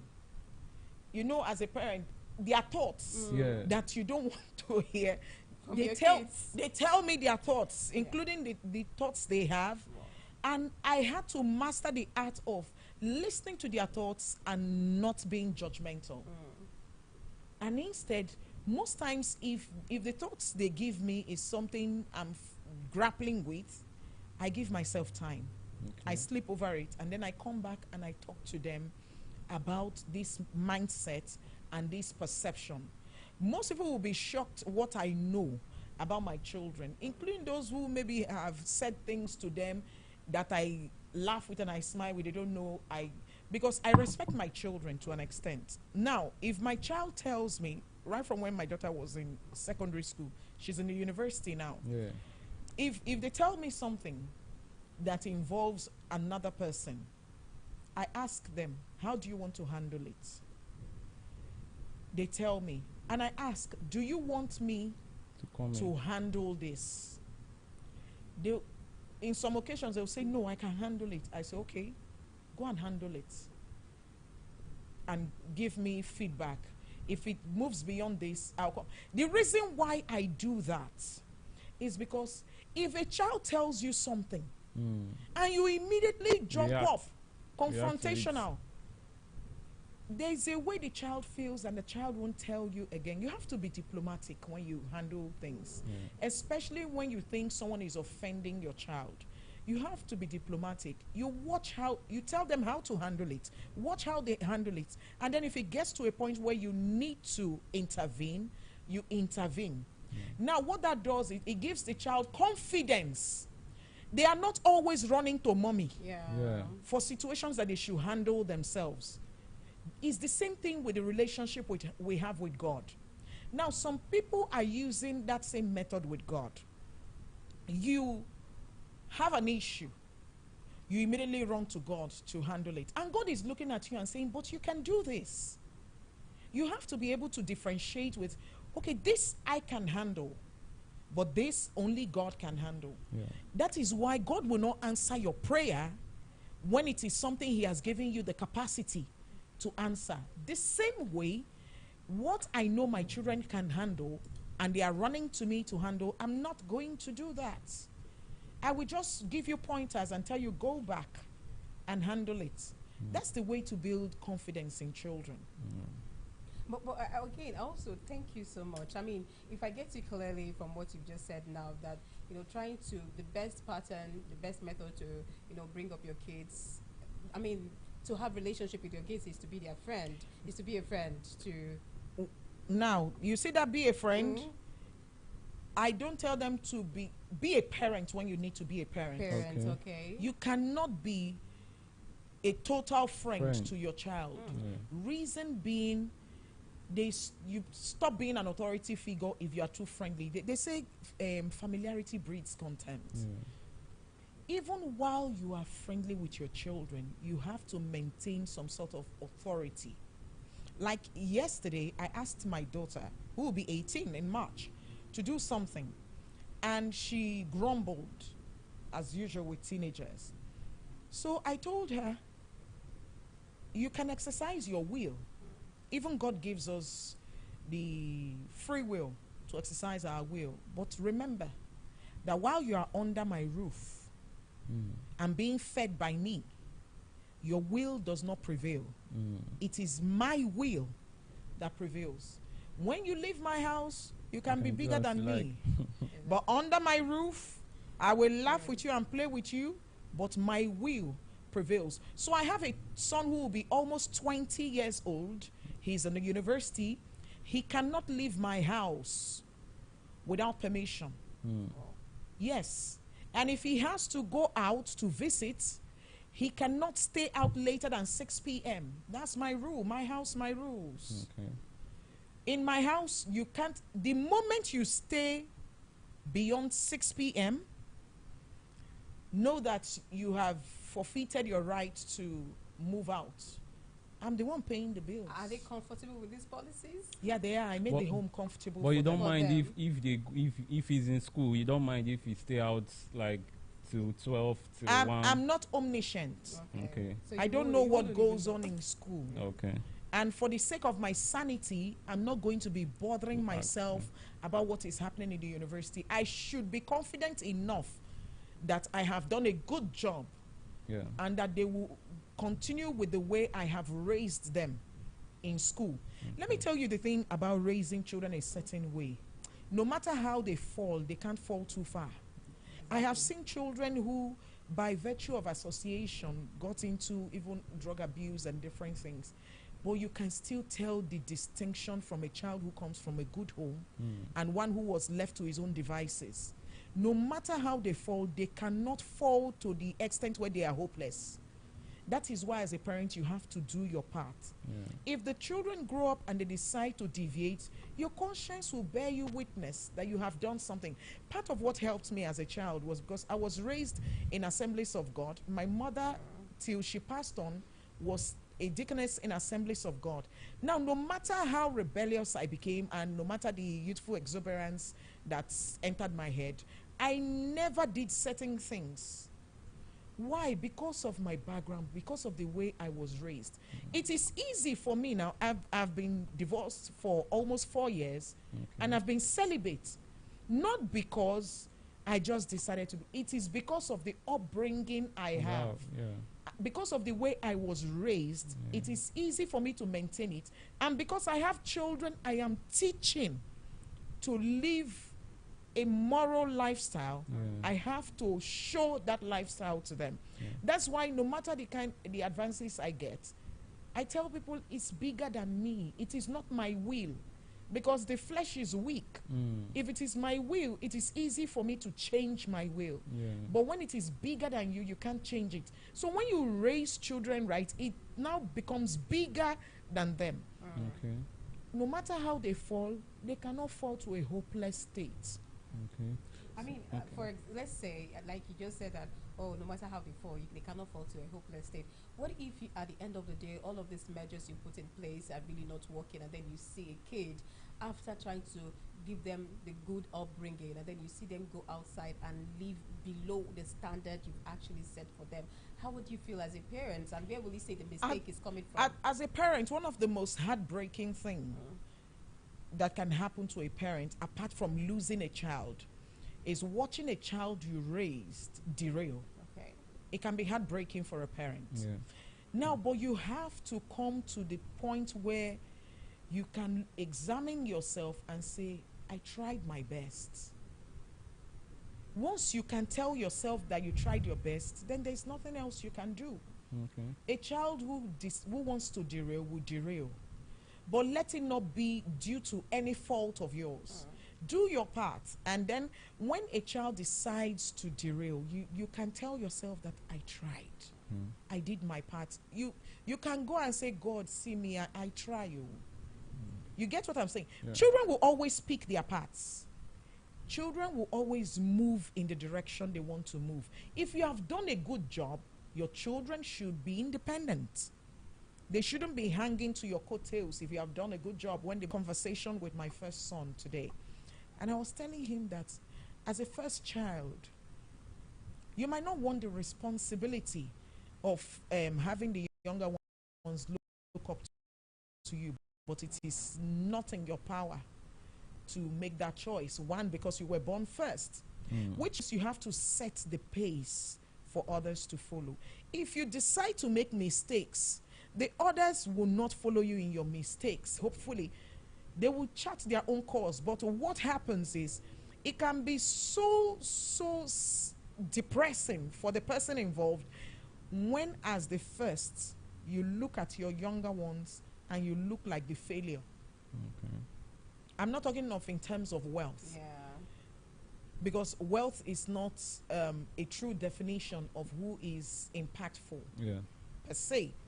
Because the younger one might be richer, but it doesn't mean the first one is not thriving, is not excelling in their own field or career. Yeah.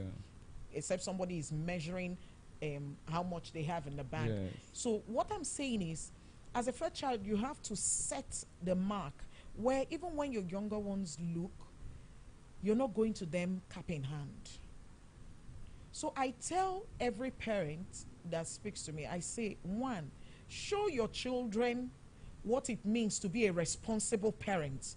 You cannot be an irresponsible parent trying to raise responsible children. Exactly. We have cases like that where God is so merciful that you see parents that have no business raising children, and the children come out fantastic. In those cases are not the norm. They are far and few in between. The ideal situation is parents living by example, raising their children by example. That is why when I see certain things parents do online, I'm concerned for the children they are raising. Because if a parent is twerking on social media in their underwear, you need to be concerned about the children they are raising. And it's a trend now. Is a trend It's a because trend of now. monetization. Yeah, it's a trend now. People no longer know how to strike a balance of having visibility and also maintaining decorum. They don't know how to strike that balance. So for what I will say, that if you have done your part raising your children and they decide to deviate, find Coke or any soft drink and drink and tell yourself you have tried. You can't kill yourself. Yeah. So you mentioned something about divorce, which makes me want to ask this question now. Okay. And we have been seeing some debates, let me call it debates, on social media about single parents, maybe single father, single mother. So I want to ask, does being a single parent, do you think it is more difficult raising a child being a single parent, or when you both are together? So I would tell you, certainly it is easier to raise children in a double parent home. Okay. In a complete home where you have the father and the mother. It is far, far easier to raise children. Okay. Now, but it is better to raise a child in a single home that is peaceful and stable than to raise a child in a toxic, being extra cautious. One, because being extra cautious. One, because the decks are stacked against you and your children. Yeah. The society is already expecting you to fail in parenting the child. The children also have these decks stacked against them. The society is expecting them to turn out wayward or raising criminals. So for those children, you can see that majority of them, we can point out so many successful people who were raised by single parents. Reason being, they know that society is already expecting them to fail. And so they decided to prove them wrong. They will work them But what are the downsides So of raising a child at the same to help you in establishing discipline in the home. But when you are doing it alone with the children, you have to work extra hard. And that is where living a certain lifestyle comes in. As once you are a single mother, the onus is on you to live a life that your children can emulate, especially in your relations with partners. You have no business turning your home into a revolving door of strange men coming in and out. You understand what I'm saying? Yeah. Because the children are watching you. Part of the reason why I live the way I live is because I know I'm raising children. Apart from the fact that I have a relationship with God and He won't let me do certain things. Yeah. But I also know that I need to be able to advise my children without my conscience telling me, that thing that you are saying. You understand what I'm saying? Yeah. So when I tell them something, I can say it boldly to them because I live it and they know I live it. So it's harder to raise children as a single parent than when you have a partner, because even the Bible says that one will chase 1,000 and two will put 10,000 to flight. And if a threefold cord is not easily broken, if you bring just one broom, you can break it.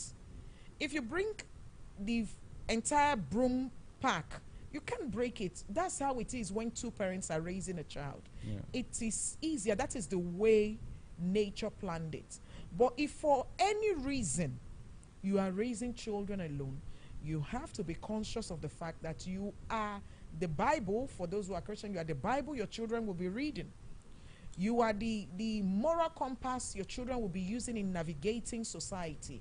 So the onus is on you to lay a proper foundation for those children. But between a single father and a single mother, say the table turns and separation or divorce happens, so the kids have to live with one person, who will you say that can bring up kids better?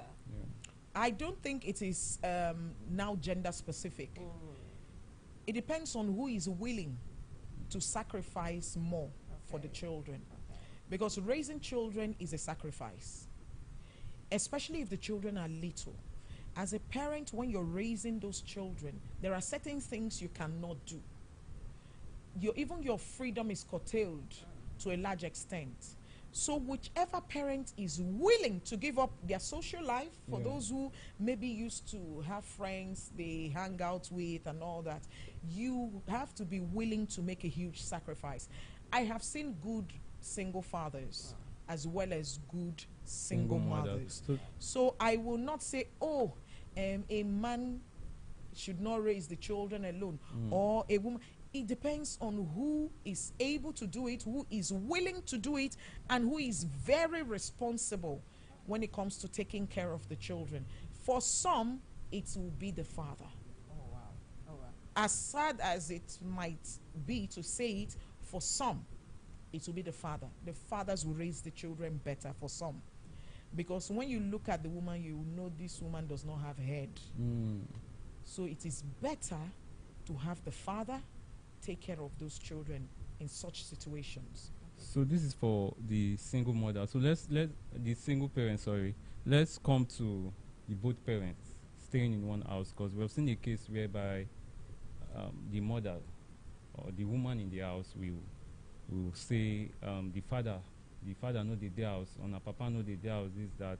Then we have also seen a case whereby the father takes all the responsibility to the mother. So who should be more responsible in raising a child when the both parents are together? It is a collective responsibility. Okay. Both parents have equal responsibility to take care of their children. The child does not belong to one person.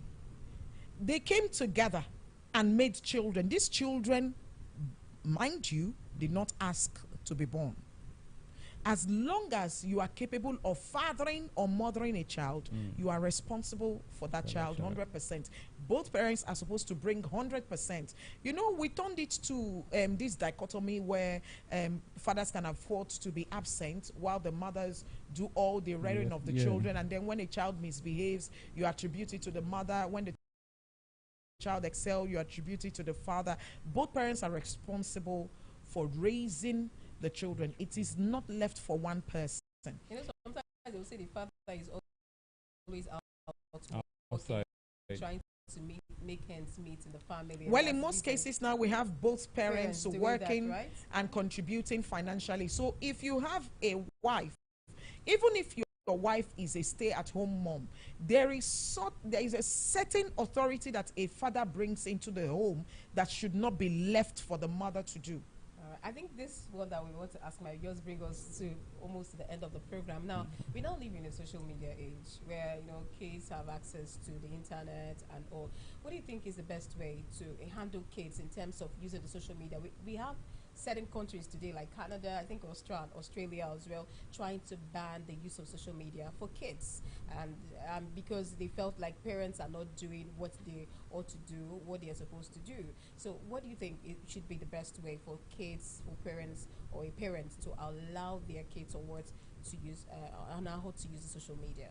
Okay, for social media, you have to decide the age as a parent that you want them. What I used to do, because my children loved YouTube growing up. So at one point I put restriction. That's Google has a method where they checkmate children who are below a certain age. So you can't access certain part of Google, YouTube. Sorry, YouTube had a way of checkmating children. So I had installed that for a phone so that my daughter couldn't watch anything above certain level. Even at that, I used to still check on it. And by the time she got to that age, it was 13. By the time you got to 13, Google will remove the restriction and allow them to watch anything. I say, no, you guys cannot tell me what to do in my house. I would rather reduce the age of my child so that they will be under that restriction till they are 15, 16. Because you can't tell me that my child is old enough to watch certain things at 13. If you check most of the restriction for children now, there is barely any restriction at all, what they are exposed to. So for me, my children, it was when they when they were about to enter higher institution, they began to check social media. But all my kids are still not on Facebook, all of them, including the one that will be 20. I have 2 in the university. They're not on Facebook? They are not on Facebook. Wow. They just started using TikTok. They were on YouTube. Okay. They just started using TikTok. According to my daughter, that Facebook is for old people. Oh, wow. So the best thing would be setting your restrictions. So if you can see that certain apps are more the younger generation friendly than the other apps. You have more elderly people on Facebook than you do on TikTok, and which other one? Snapchat. I still don't do Instagram. Snapchat. So Instagram, you have them checking Instagram. But then what I tell parents is, when they are growing up, check what they read, what they watch, censor it, and make sure that your voice is louder. Because they will be exposed to different things, no matter how strict you are, because they mingle with other children whose parents are not careful like you. They will one way or the other pick up things. But make sure your voice is louder than their friends. And whatever they are picking up, because they will interact. You do your job doesn't mean the other parent is doing their job. So make sure whatever the other parent failed to do that their children are displaying, make sure your voice is louder. Okay. So we're talking about social media. Let's take it home with this question. Talking about social media, like you said, your children, they are not this social media freak like others, but you see a case whereby the younger ones are very addicted to this social media, and because of this monetization issue, you even see their parents advising. I don't want to call names because of celebrities and all that. I don't want anybody to drag us here. But you see some younger ones using this medium to become rich and also giving to their parents. So even if their content is more of explicit content, you see their parents, even most times they even partner with them to do a video. So what will you say about those parents that push their children to go into this social media lifestyle because of the monetization happening now? You know, when people come from a position of lack and poverty, even your morality can be eroded. As a parent, I will never approve any money that has to debase my child, that my child has to lose their morality, I will not support it. Now, for those parents, because they turned their children to breadwinners, they have no choice. Yes. You know, even in the society, when you see younger generation doing all sorts of things and moving around, because they give their parents the money, the parents can't speak. You lose your edge as a parent when your child starts to feed you. You have a child who is not up to 18 and the child is feeding you. You lose the moral justification to caution that child because you are reaping the proceeds of their debauchery or whatever it is that they are doing. Okay. The same thing goes for Yahoo. You find parents not being able to stop their children from going into internet fraud because they eat from the proceeds. These parents' hands are tied. They are in untenable situations because they have to survive. They are surviving through their children. Okay. So for cases like that, even if I say they should stop, they won't stop because that is how they feed. Am I going to feed them? No. The best I can do is tell them what you're doing is wrong and you should look for a more modest way of making money. But I can't force them to take that path. Well, as we wrap up, thank you so much. Thank you. We want to get your concluded words in terms of advising parents and also maybe kids as well in their upbringing. For the parents, I will say learn to strike a balance between being a friend to your child and authority figure to your child. Learn to strike the balance. Being the friend to an extent where they are comfortable telling you things, especially things that are detrimental to their well-being, that they can confide in you. Be that kind of friend they can confide in. But at the same time, know when to exert your authority so that they remember that you are the parent. Then for the children, I'm going to tell them that for everyone you admire that is doing well in a chosen field or career, they worked hard for it. There is no free lunch anywhere. Yeah. And no cause. I tell my children this, no career and no cause is more lucrative or this one is bad, because we have universities where we have situations where people are saying, no, don't read this course. I told them, even a mechanic is a good profession. Yeah. For every profession, we have those who are excelling and those who are failing. The difference is, are you excelling in that field? So always pick a field that you know you have comparative advantage in, and then work as if you know nothing or you're not gifted in that field. That is what will set you apart from others. Thank you so much. I mean, the voice and the face of the one and only voice of the mic, Taribio Wilson Owefara. I really want to appreciate you. Thank you so much for coming. Please, if you wanted more of your face on this brand. And yes, please, your daughter, your girl Gracious, is still very humble, man.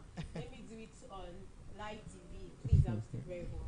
I need you to carry me, hold me by the hand as well. I'm humble too. Me too, I'm humble. Hold me by the hand and say, show me road, I beg, teach me this thing. Teach me, make up for the carry millions as well. So thank you guys. Thank you guys for watching. Wait for the next episode on Ayo Show. Talk to Ayo Show on Naija Live TV. I want to appreciate you, ma, for coming. Thank you. And I want to also appreciate my Achalugo baby. Okay. So thank you guys. And don't forget, we are open for sponsorship, Abi. Yes. Partnership, yes. advert.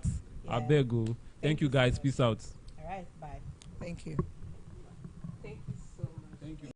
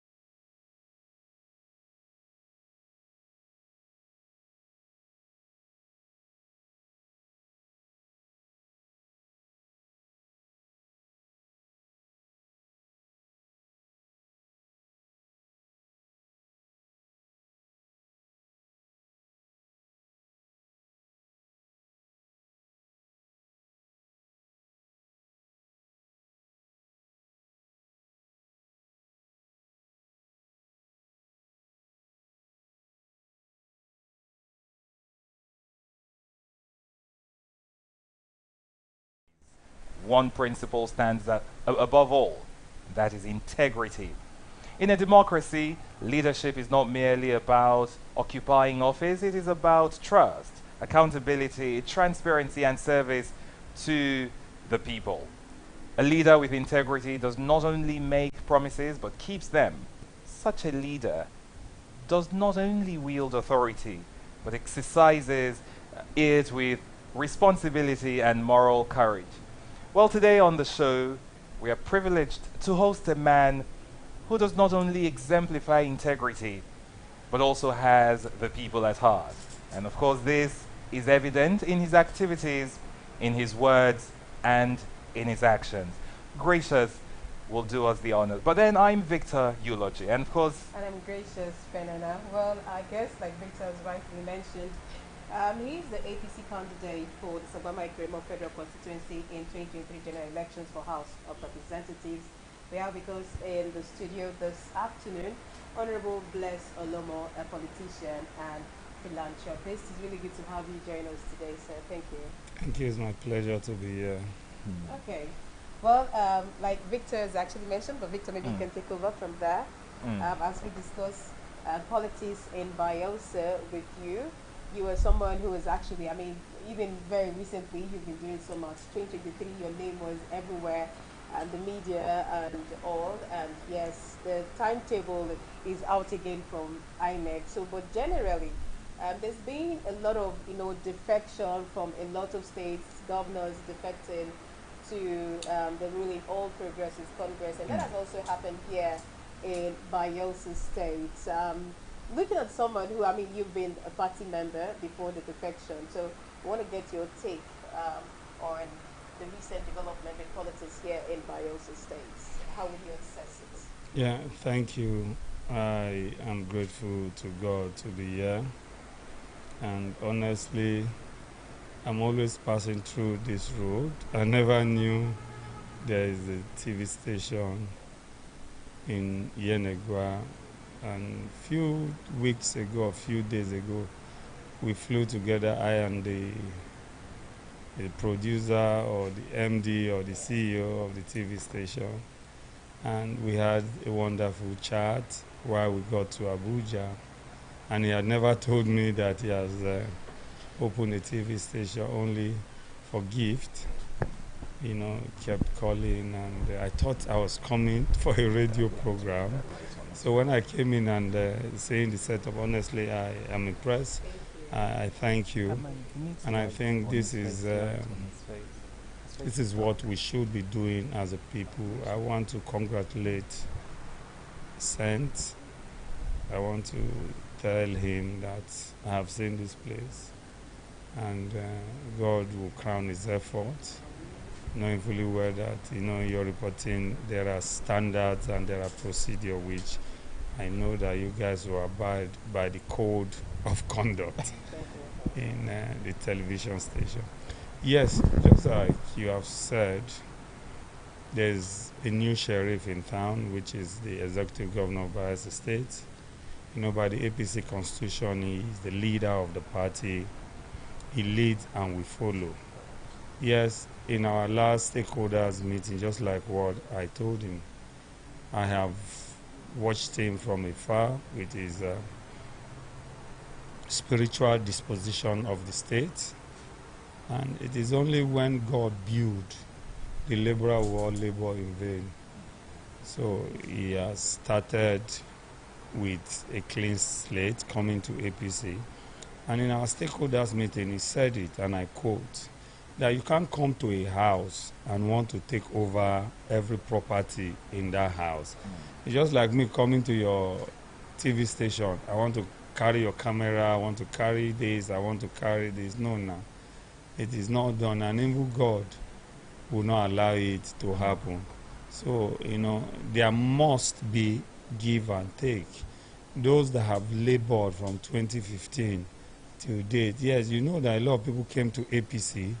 Some of them left, some came back, some left. Now everybody, not everybody, some are still in PDP.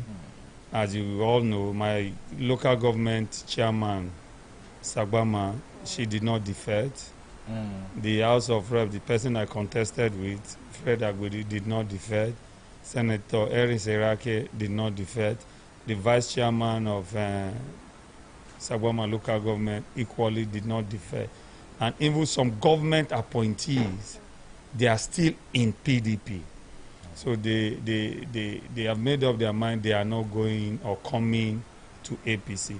So we that we are in APC, we must also have a good quality of fair share.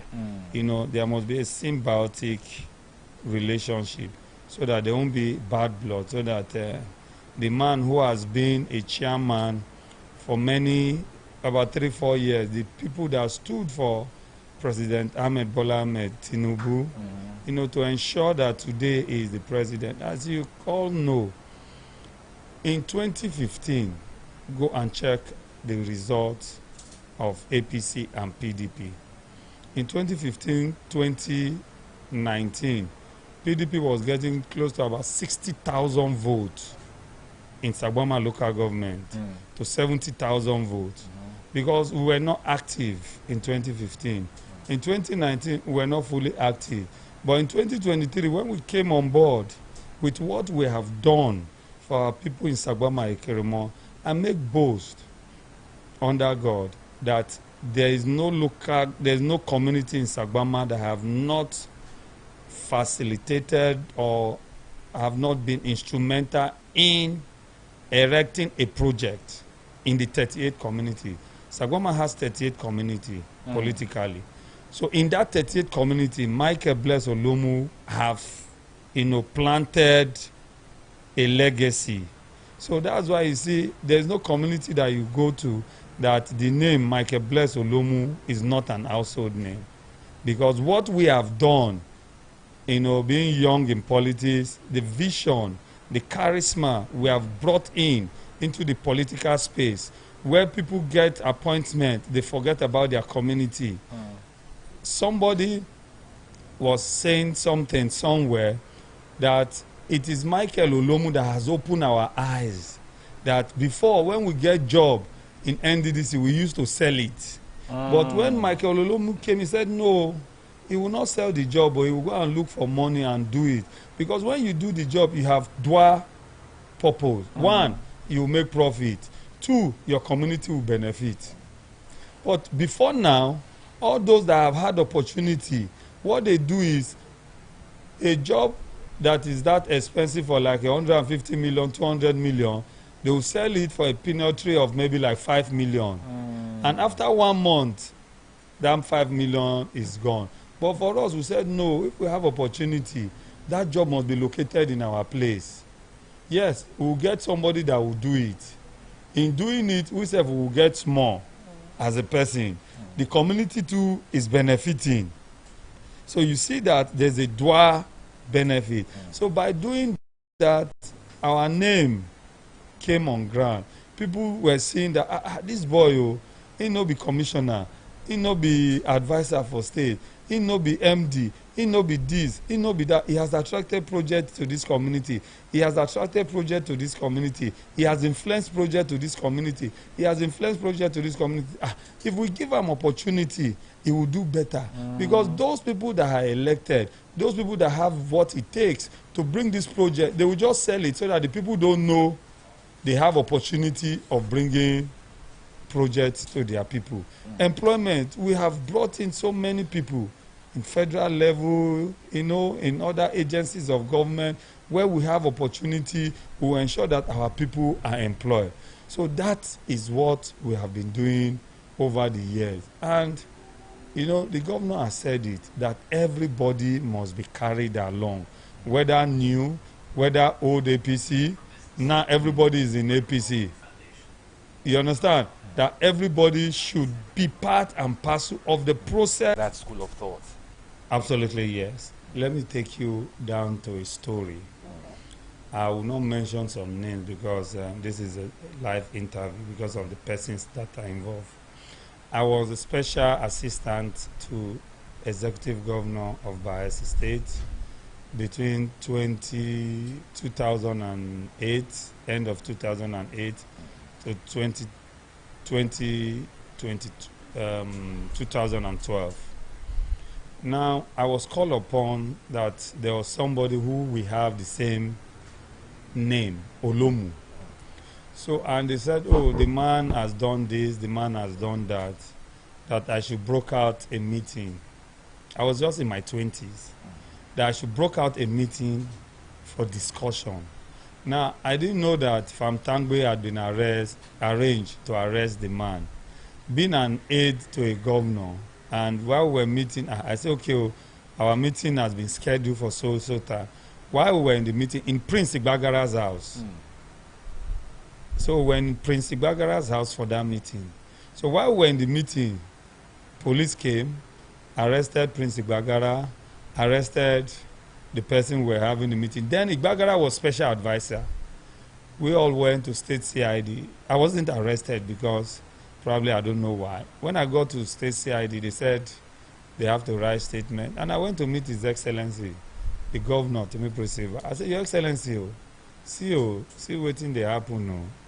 He said, am I sure? I said, yes. He said, okay. He will handle the situation. That does not call for arrest. Before I know it, the man has been charged to court. Before I know it, the Olomu has been taken to Aoda prison. He was reminded in the prison. And I sat down and I went into prayer. I said, God, what is happening? I felt I was to resolve an issue. I was an aide to the governor. I said, my Lord, I felt I was to resolve an issue. Why am I in the middle of this thing? My position is at stake. My integrity is at stake. What do I do? As a young man in his 20s, I am making so much waves in government, and this is a government issue. What do I do? If I don't support the government, I will lose my appointment. If I support the government, I will be in government and I've lost my integrity. I was asked to be the prime witness of the case. Against the man? Against the man. Wow. I was doc. A Bible was given to me. I took an oath that the truth and nothing but the truth. So help me God. I went and they asked me, what is the issue? I said, my Lord, this man is innocent of all the charges. The man collapsed right in court. He was discharged and acquitted. So when we talk about integrity, some of us have political integrity. If it was to some other person, is an aide. I have an unlimited access to the governor. I have unfertile access to the governor. Of course, I would have said, oh, my position is at stake. I beg, let me just support what they have asked me to support. And they went to meet the governor. They told him that, Your Excellency, Mike has spoiled the case. Your Excellency says, I know Mike. Mike will say the truth and nothing but the truth. People must know you for your antecedent and what you will do. The governor knew that I will not give any false statement against anybody. Yes, some few years ago, Bobby Ugo, one of our APC media aide, I was somewhere and I got a call that he was being arrested. I drove to his house. I went to his house. I deployed everything humanly possible. He was charged to Okaka.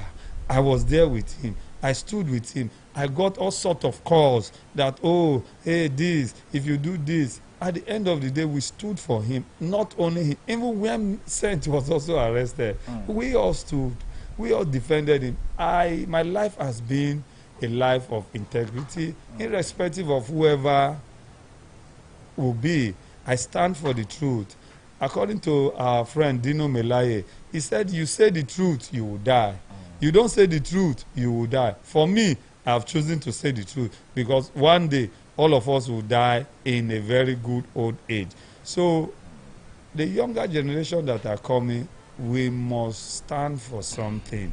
If you don't stand for something, you will fall for something. And that same man that is convincing you to do evil, The same man will not use you tomorrow because he knows your antecedent. He knows that if he has opportunity, that this man will not defend him too if this man is in the other side. But they just want to play you. They will tell you, don't worry, you are looking for House of Rep position. Oh, you must compromise. If you don't compromise in politics, people will not compromise for you. But for me, I think what is right, what is wrong, and we must stand for the right, and we must stand for the truth. We must always propagate the truth, irrespective of the situation, irrespective of the condition. For me, I've made up my mind.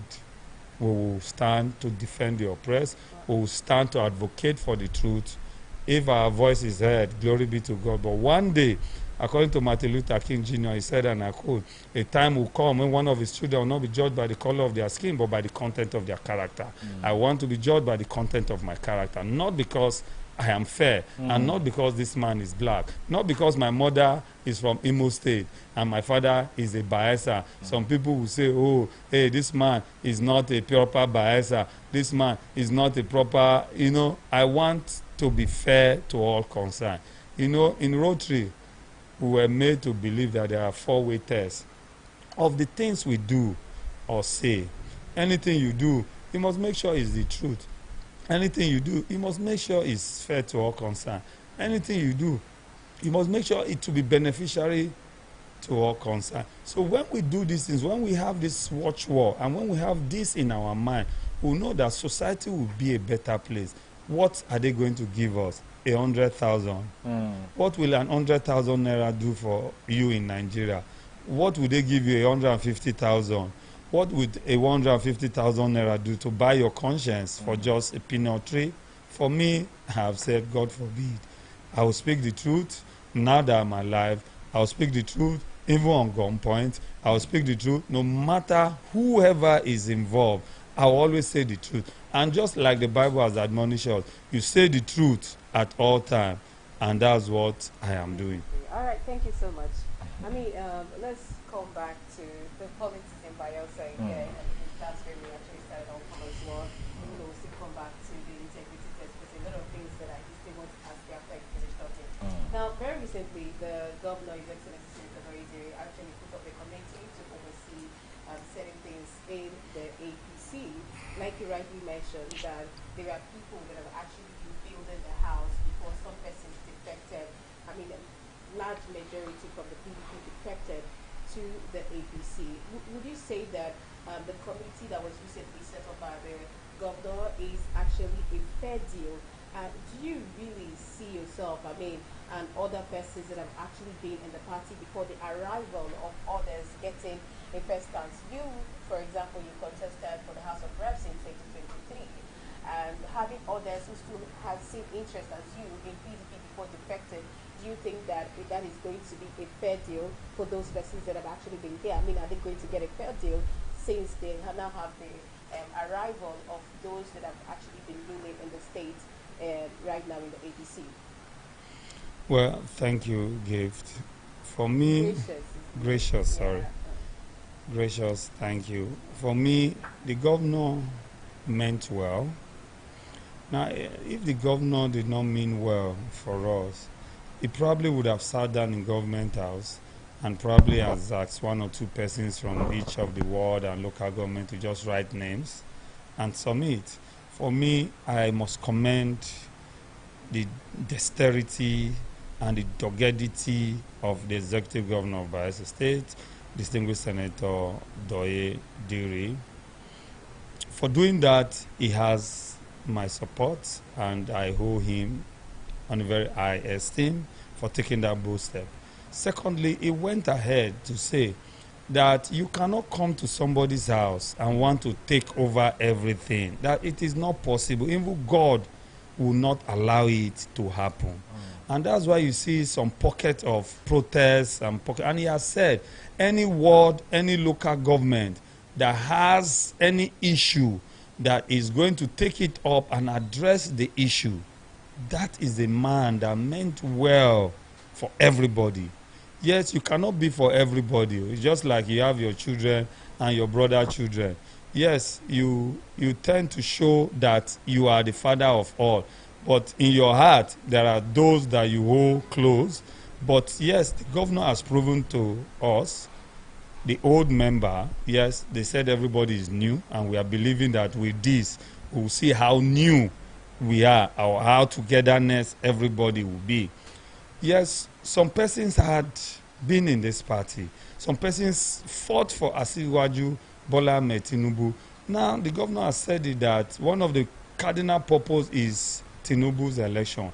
Now, who loves Tinubu more? The man that has been fighting for you for the past 4 years, and the man who is coming to fight for you. Now, are you not coming to support what we have been supporting? That is it.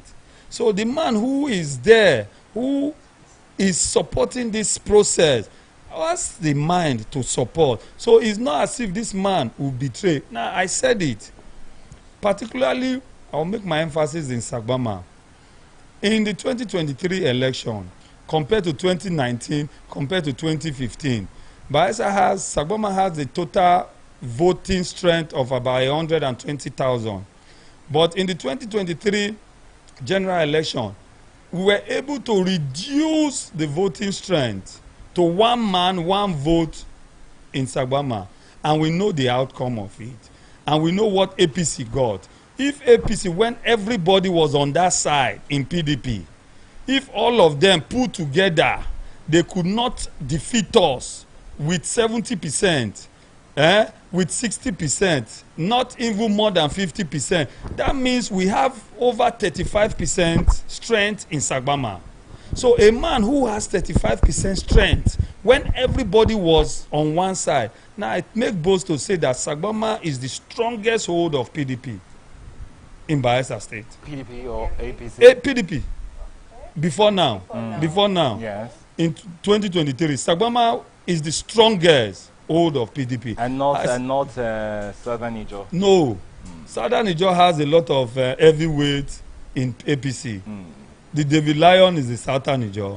The Joshua McIver is the Southern Niger. The T-Way them are in Southern Niger. We won a lot of House of Assembly election, Sele. You understand? We have some stake.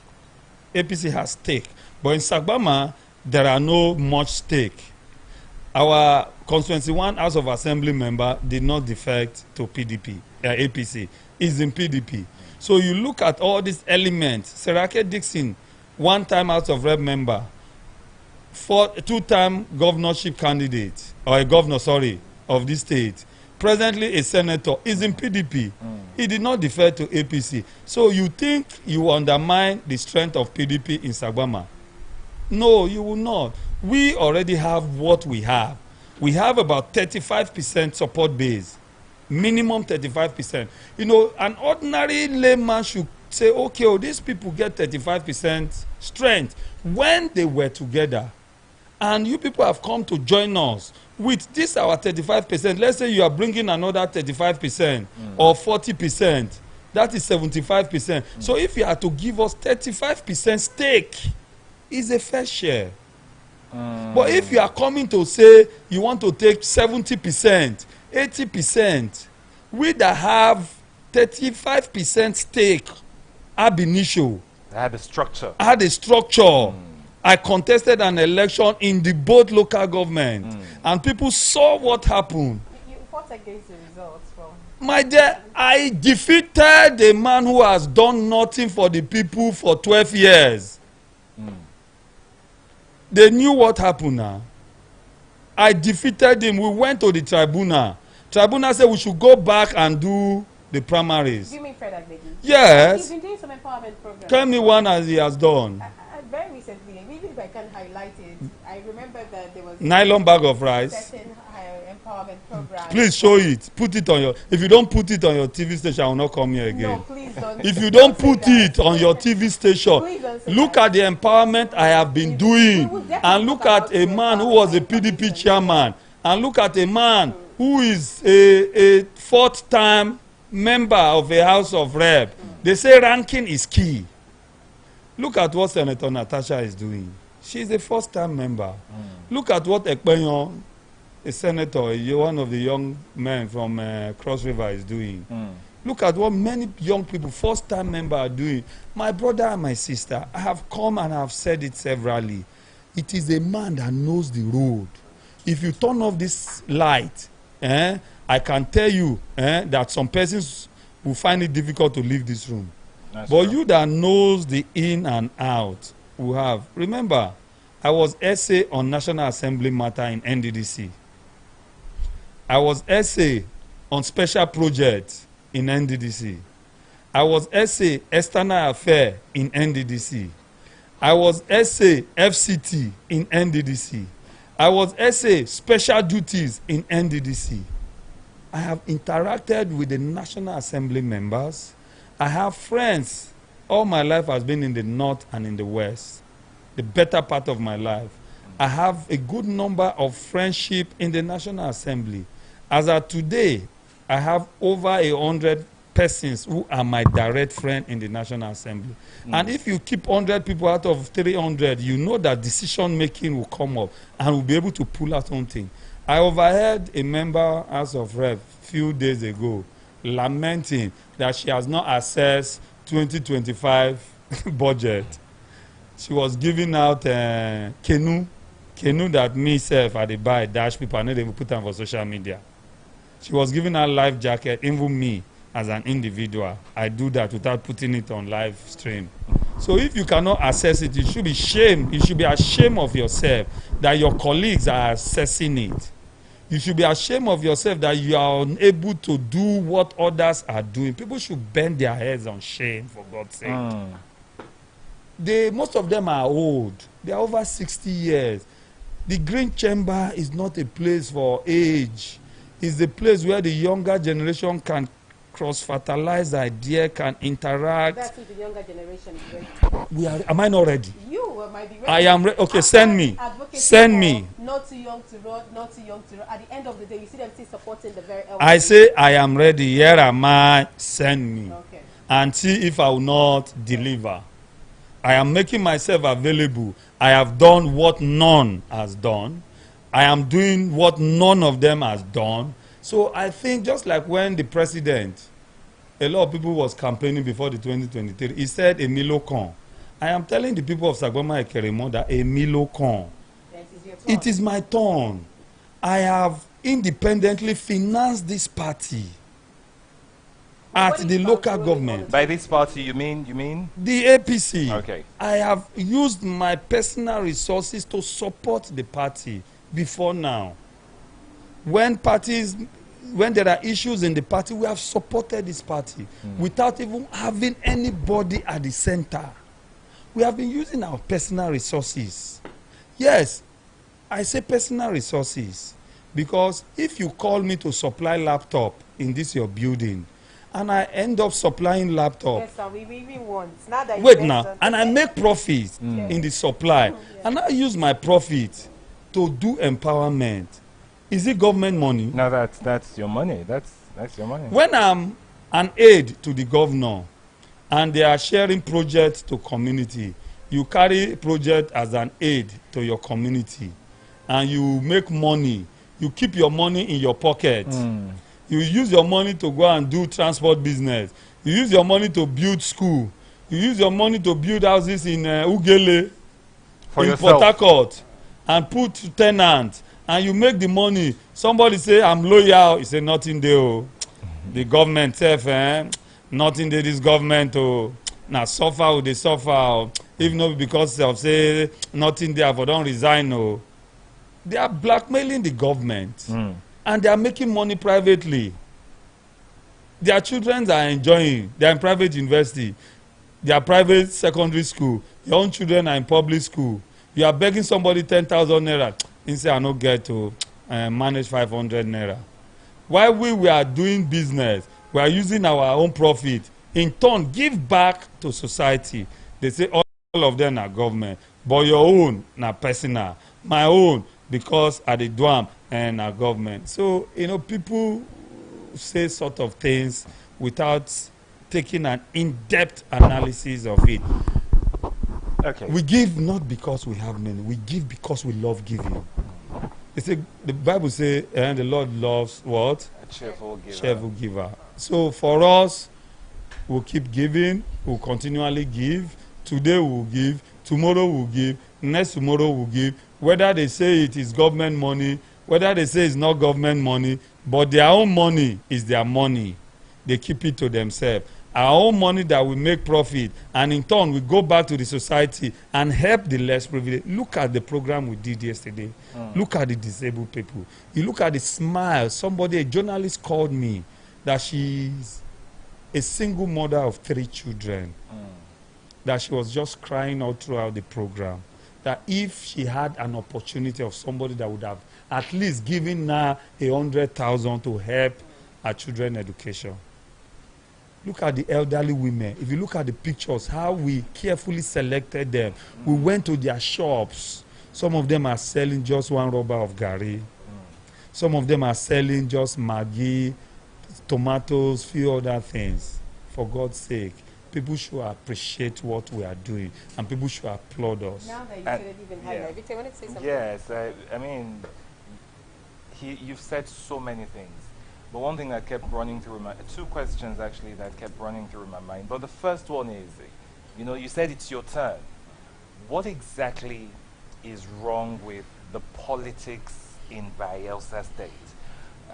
Why is it that people like you have not been voted into power? Why is it that people like you who have shown integrity or have shown interest or desire to better the lives of the people, why is it that people like you are not the ones occupying political offices, not appointment, elective political offices in this state? What do you think are some of the problems we have with Bayelsa politics, if you can enumerate them? 1 is greed. 2 is godfatherism. 3 is clique. Now, you know, I was a teacher before having my BSc in sociology. I have NC, and I was teaching in government secondary school, Brenning KB, before I moved to Bayelsa State to further my education. You know, one of the things I always want to give examples so that I can, you know, explain and our listener can understand. I was with my boss, the former managing director, CEO of Naija Delta Development Commission, Aqua. I was pleading that my alma mater, Naija Delta University, you know, Alaibe came with a theory that every state must have a 500-bed hostel in its time. And it was just Akwa Ibom State and Bayelsa State that was left. So Akwa Ibom State own was going because Akwa is from Akwa Ibom. That of Bayelsa is still on DPC. Now, one of the contractors have neglected his side. He has written to NDDC that is no longer interested. Another one is still battling. Now, I looked at it that we have opportunity. We can have 3 hostels. And there were debate, Bayelsa, we don't need another one. Let's wait for the hostel they have been building for over 10 years. This was in 2021. Alaibe left office over 10, 15 years ago, if I'm not mistaken. Now, I pleaded with the managing director. He said, Mike, it's a nice idea. You don't have money to build.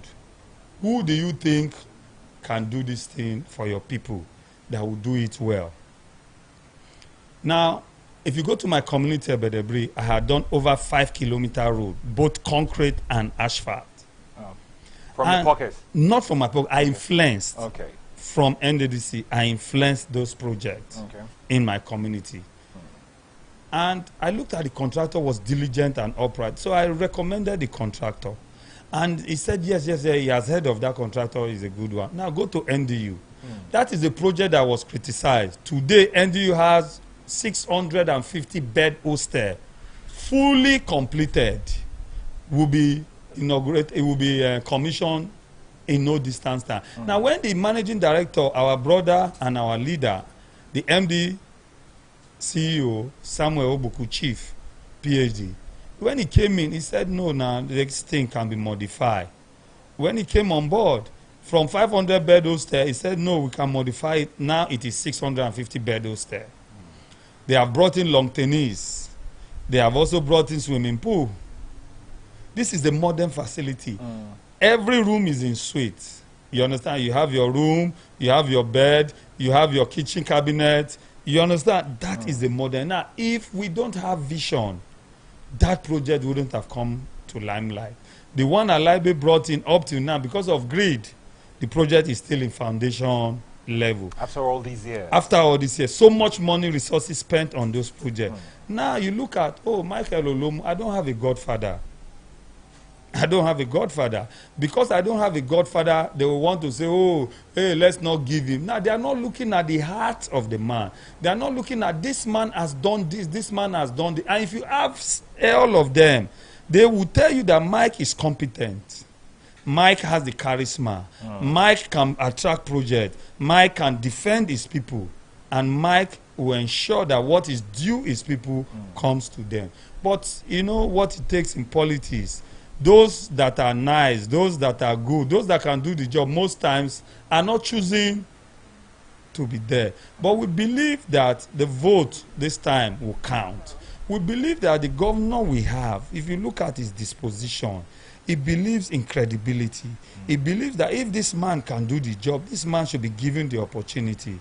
And the governor said it, that he has been to House of Reps, he has been to Senate, he is a governor, he has not left anything in Senate.